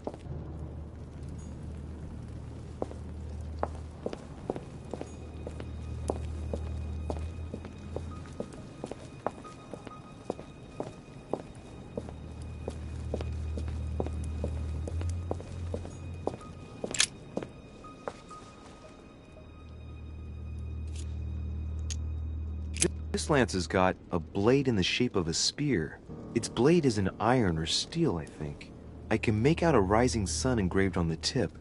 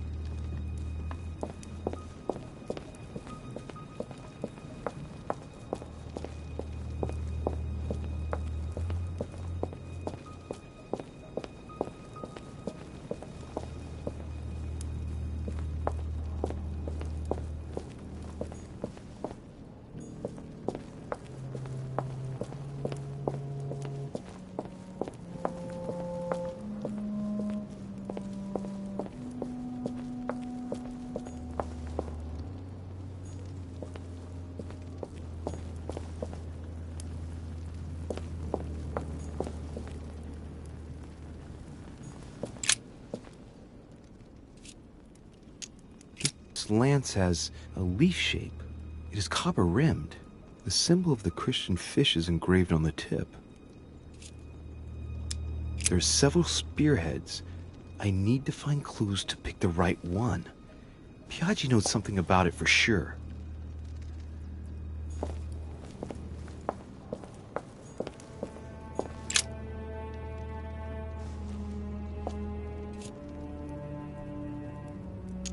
I can see that this lance has a so-called leaf shape. It is clearly made of iron, and I can make out a sun engraved on the tip.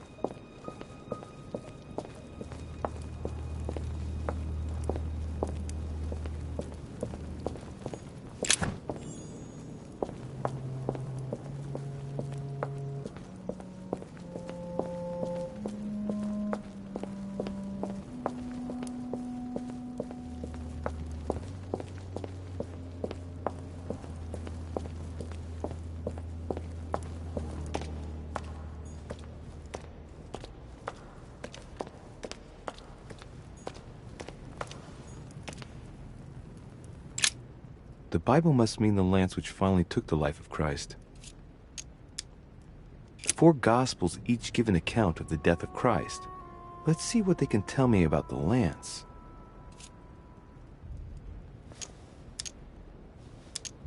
Ah, there! When they came to Jesus and saw that he was dead already, they broke not his legs, but one of the soldiers with a shimmering lance pierced his side, and forthwith there came out blood and water. And he that saw it bore witness, and his record is true, and he knoweth that he saith true, that ye might believe. A shimmering lance? What is this telling me? The medieval Hermetic traditions evoke the idea of using noble materials for relics, which the monasteries often made themselves in order to attract pilgrims. Of course, they had to inspire greatness. So here, we might think of gold, whereas a centurion could not have hoped for anything better than copper at the time. The true lance would not have been a luxurious weapon.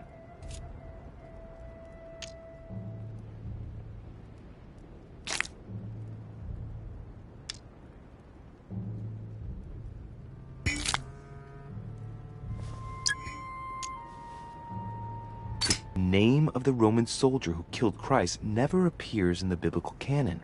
Yet, it is said that he was a centurion and was called Longinus.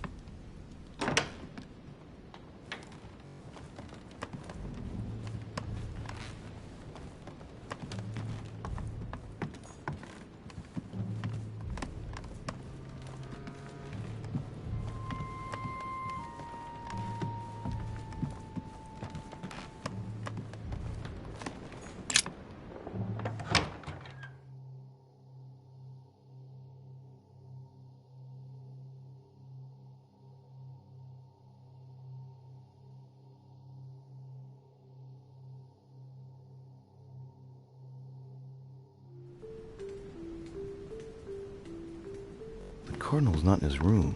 I bet he went back to stuffing himself.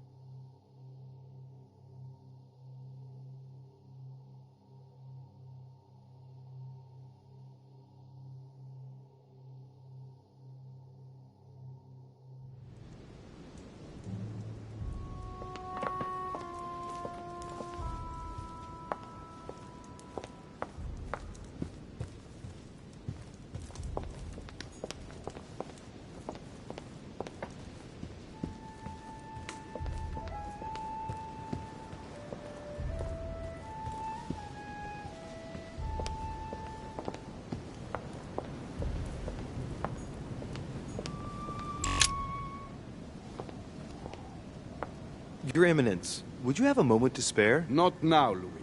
Please, leave me alone. I beg your pardon? I want to be alone. Very well. I'm only searching for information about the lance of Longinus, the soldier. If you could... are not listening to me. You are playing with fire. I heard you speak to Mr. von Wollner about it, and I was wondering if you could tell me something about it. That was a private conversation. How could I have known that he was listening to us? I see what you mean. Louis, don't push it. Leave while you still can. Your Eminence, are you all right? Your Eminence, are you with me? Can you turn around, please? What do you want to know about the Holy Lance, Louis? Your Eminence, turn around. This is the weapon used by a Roman centurion on the very day Christ was nailed to the cross. Look at me. Longinus thrust his lance in the right side of Jesus. Please. As you wish.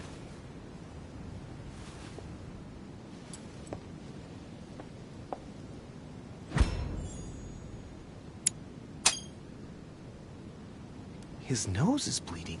So you are looking for the Holy Lance of Longinus, are you?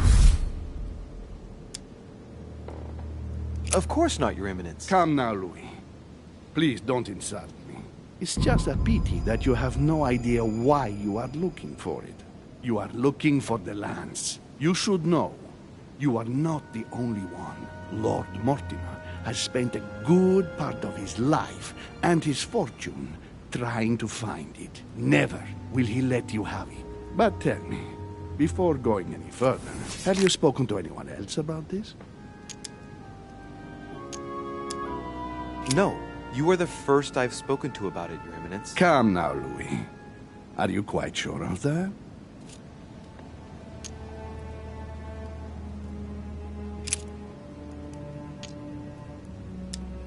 Yes, my mother knows about it. Of course, Sarah. Who else? No one else. What are you going to use the lance for, exactly?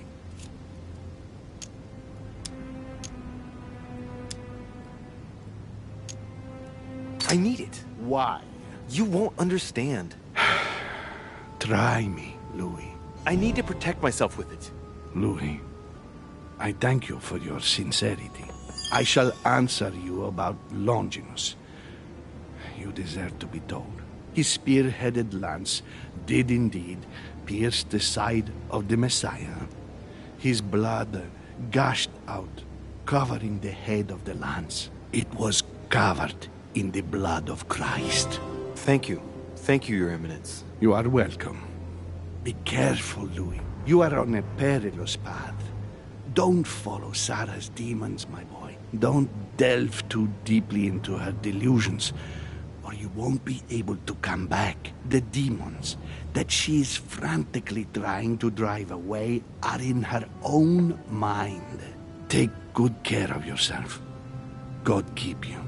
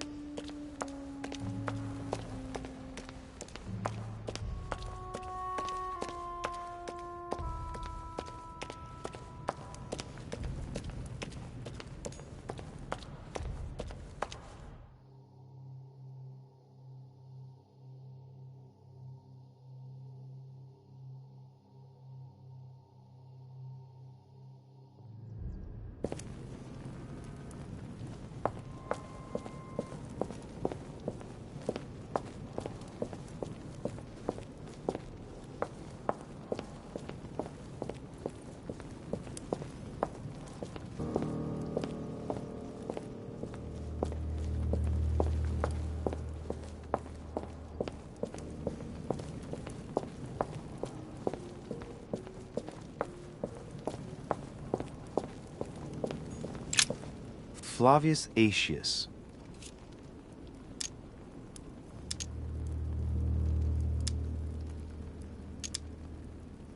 Flavius Aetius, the one they call the last of the Romans. He was assassinated by his own emperor, who was jealous of all his victories. But how did he end up here?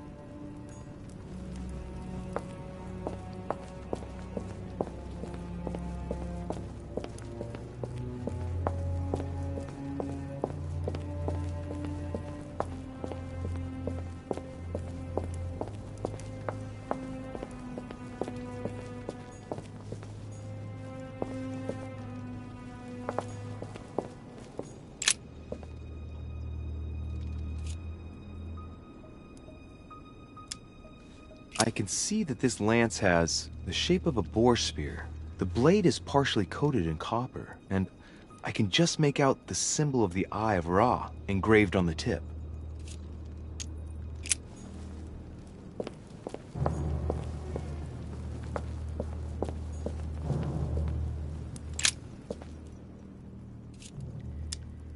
Now, I must be sure of my choice. I don't want to make a mistake here. Am I sure this is the one to take?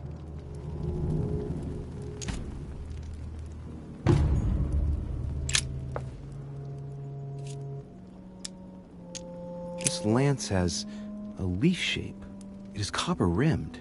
The symbol of the Christian fish is engraved on the tip.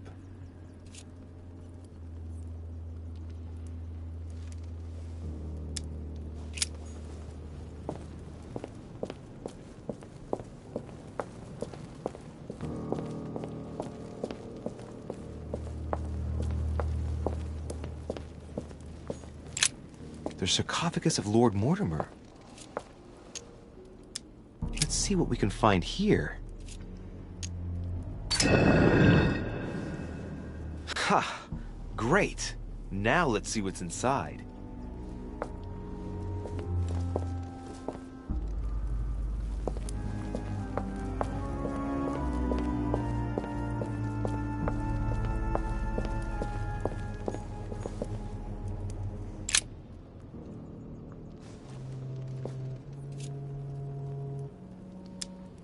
I can see that this lance has a so-called leaf shape.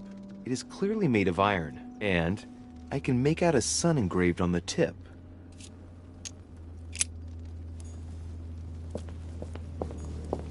Great. Honey.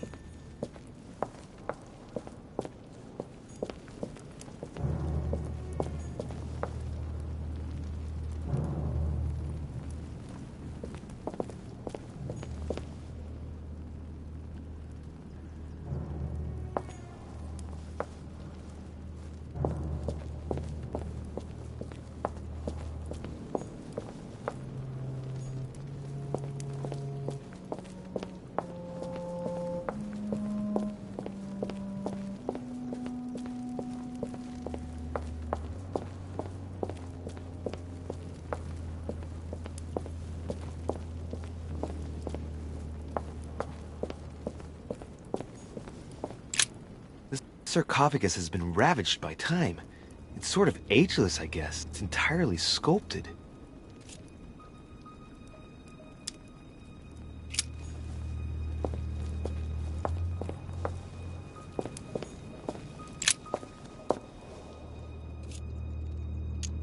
We can see that this lance has a particular spear shape. It is coated in gold. You can distinguish the symbol of the fish engraved on the tip, barely noticeable. We can see that this lance has a particular spear shape. It is coated in gold. You can distinguish the symbol of the fish engraved on the tip, barely noticeable.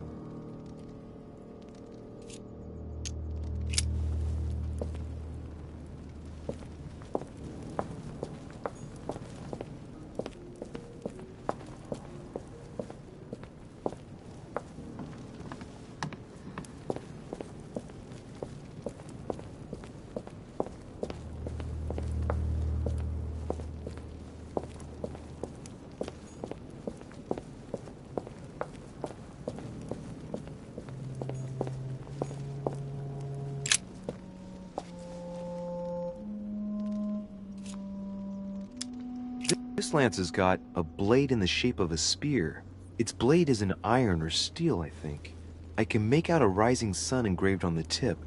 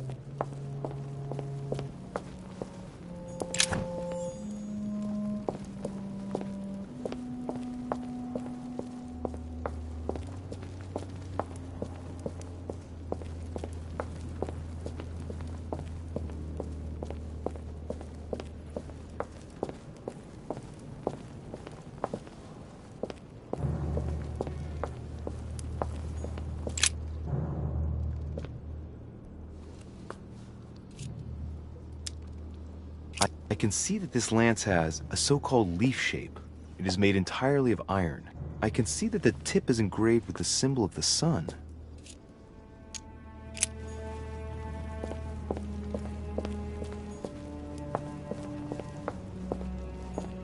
Amber.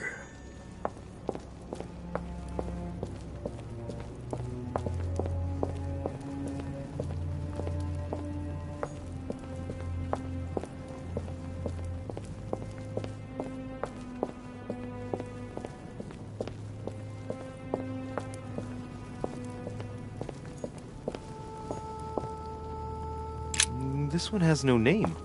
I wonder who it was for.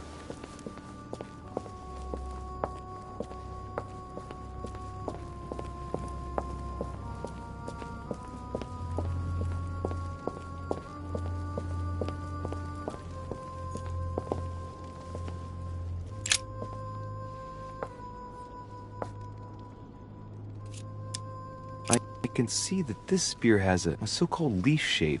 It is copper rimmed. I can see the tip is engraved with the symbol of the Eye of Ra.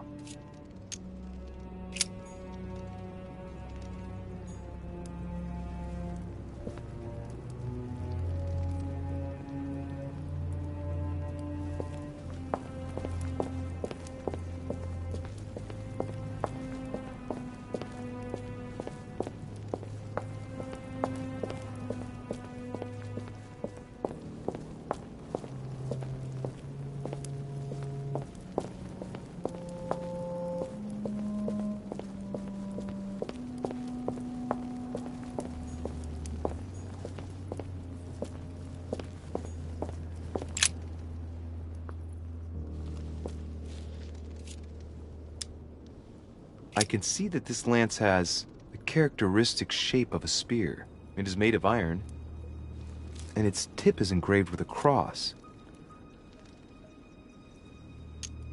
I can see that this lance has the characteristic shape of a spear. It is made of iron, and its tip is engraved with a cross.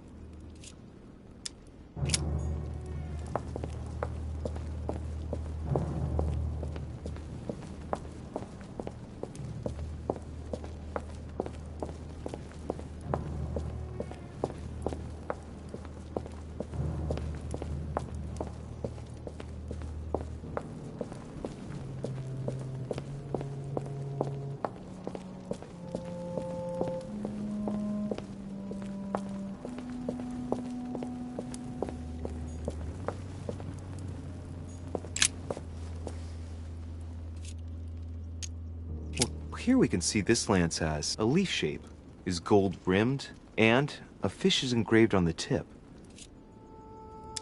Well, here we can see this lance has a leaf shape, is gold rimmed, and a fish is engraved on the tip.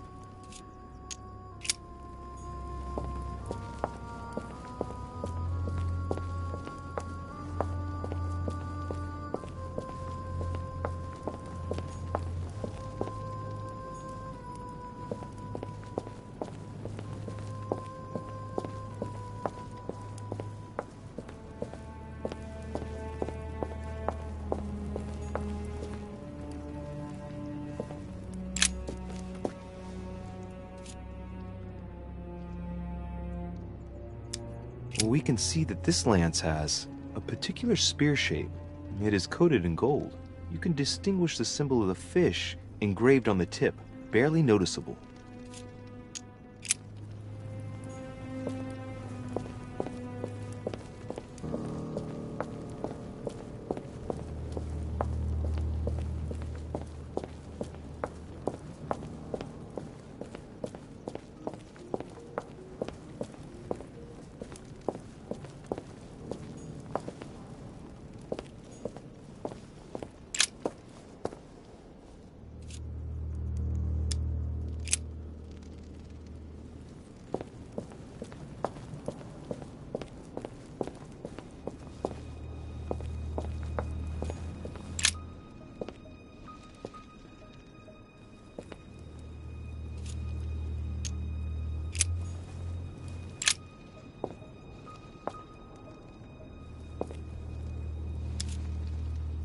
Let's take a look at this lance here. It has a very special leaf shape. It is copper rimmed, and I can see a fish symbol engraved on the tip. Let's take a look at this lance here. It has a very special leaf shape. It is copper rimmed, and I can see a fish symbol engraved on the tip.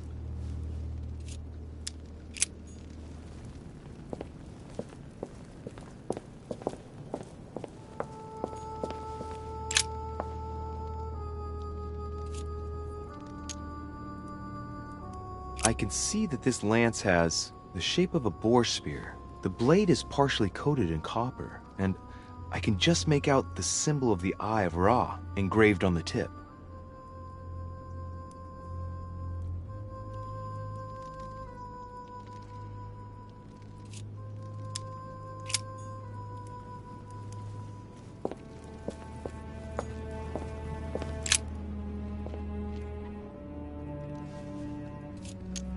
I can see this lance has a spear shape, it is copper rimmed, and it has been engraved with the symbol of the Christian fish on the tip.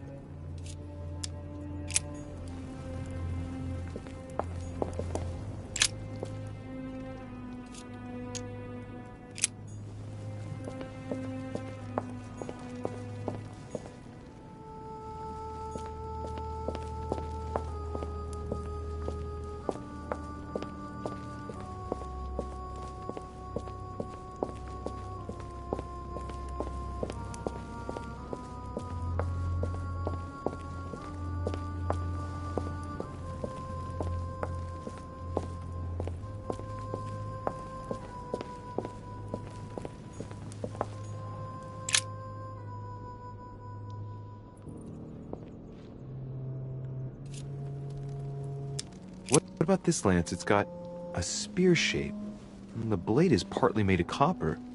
A barely visible crucifix is engraved on the blade. What about this lance? It's got a spear shape, and the blade is partly made of copper. A barely visible crucifix is engraved on the blade.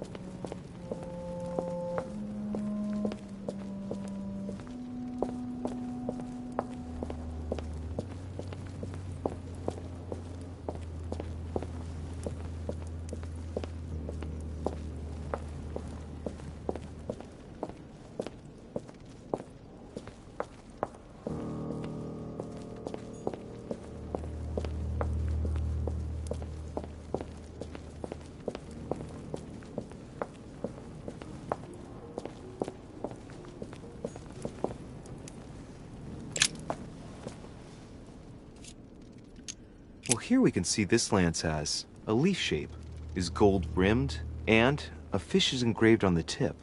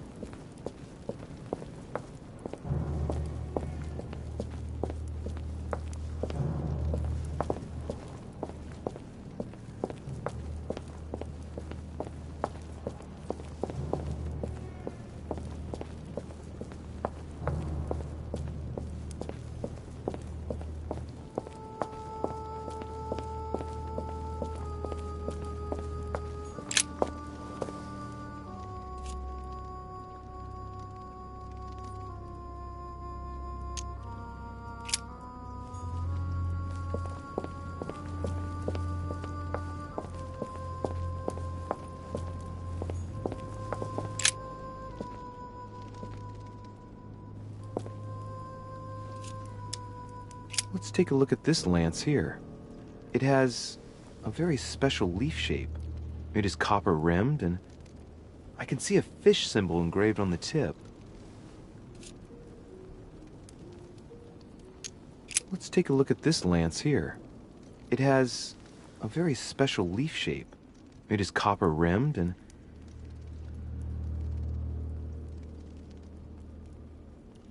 I can see a fish symbol engraved on the tip. I must be sure of my choice, though. I can't pick the wrong one. Am I really sure this is the one to take?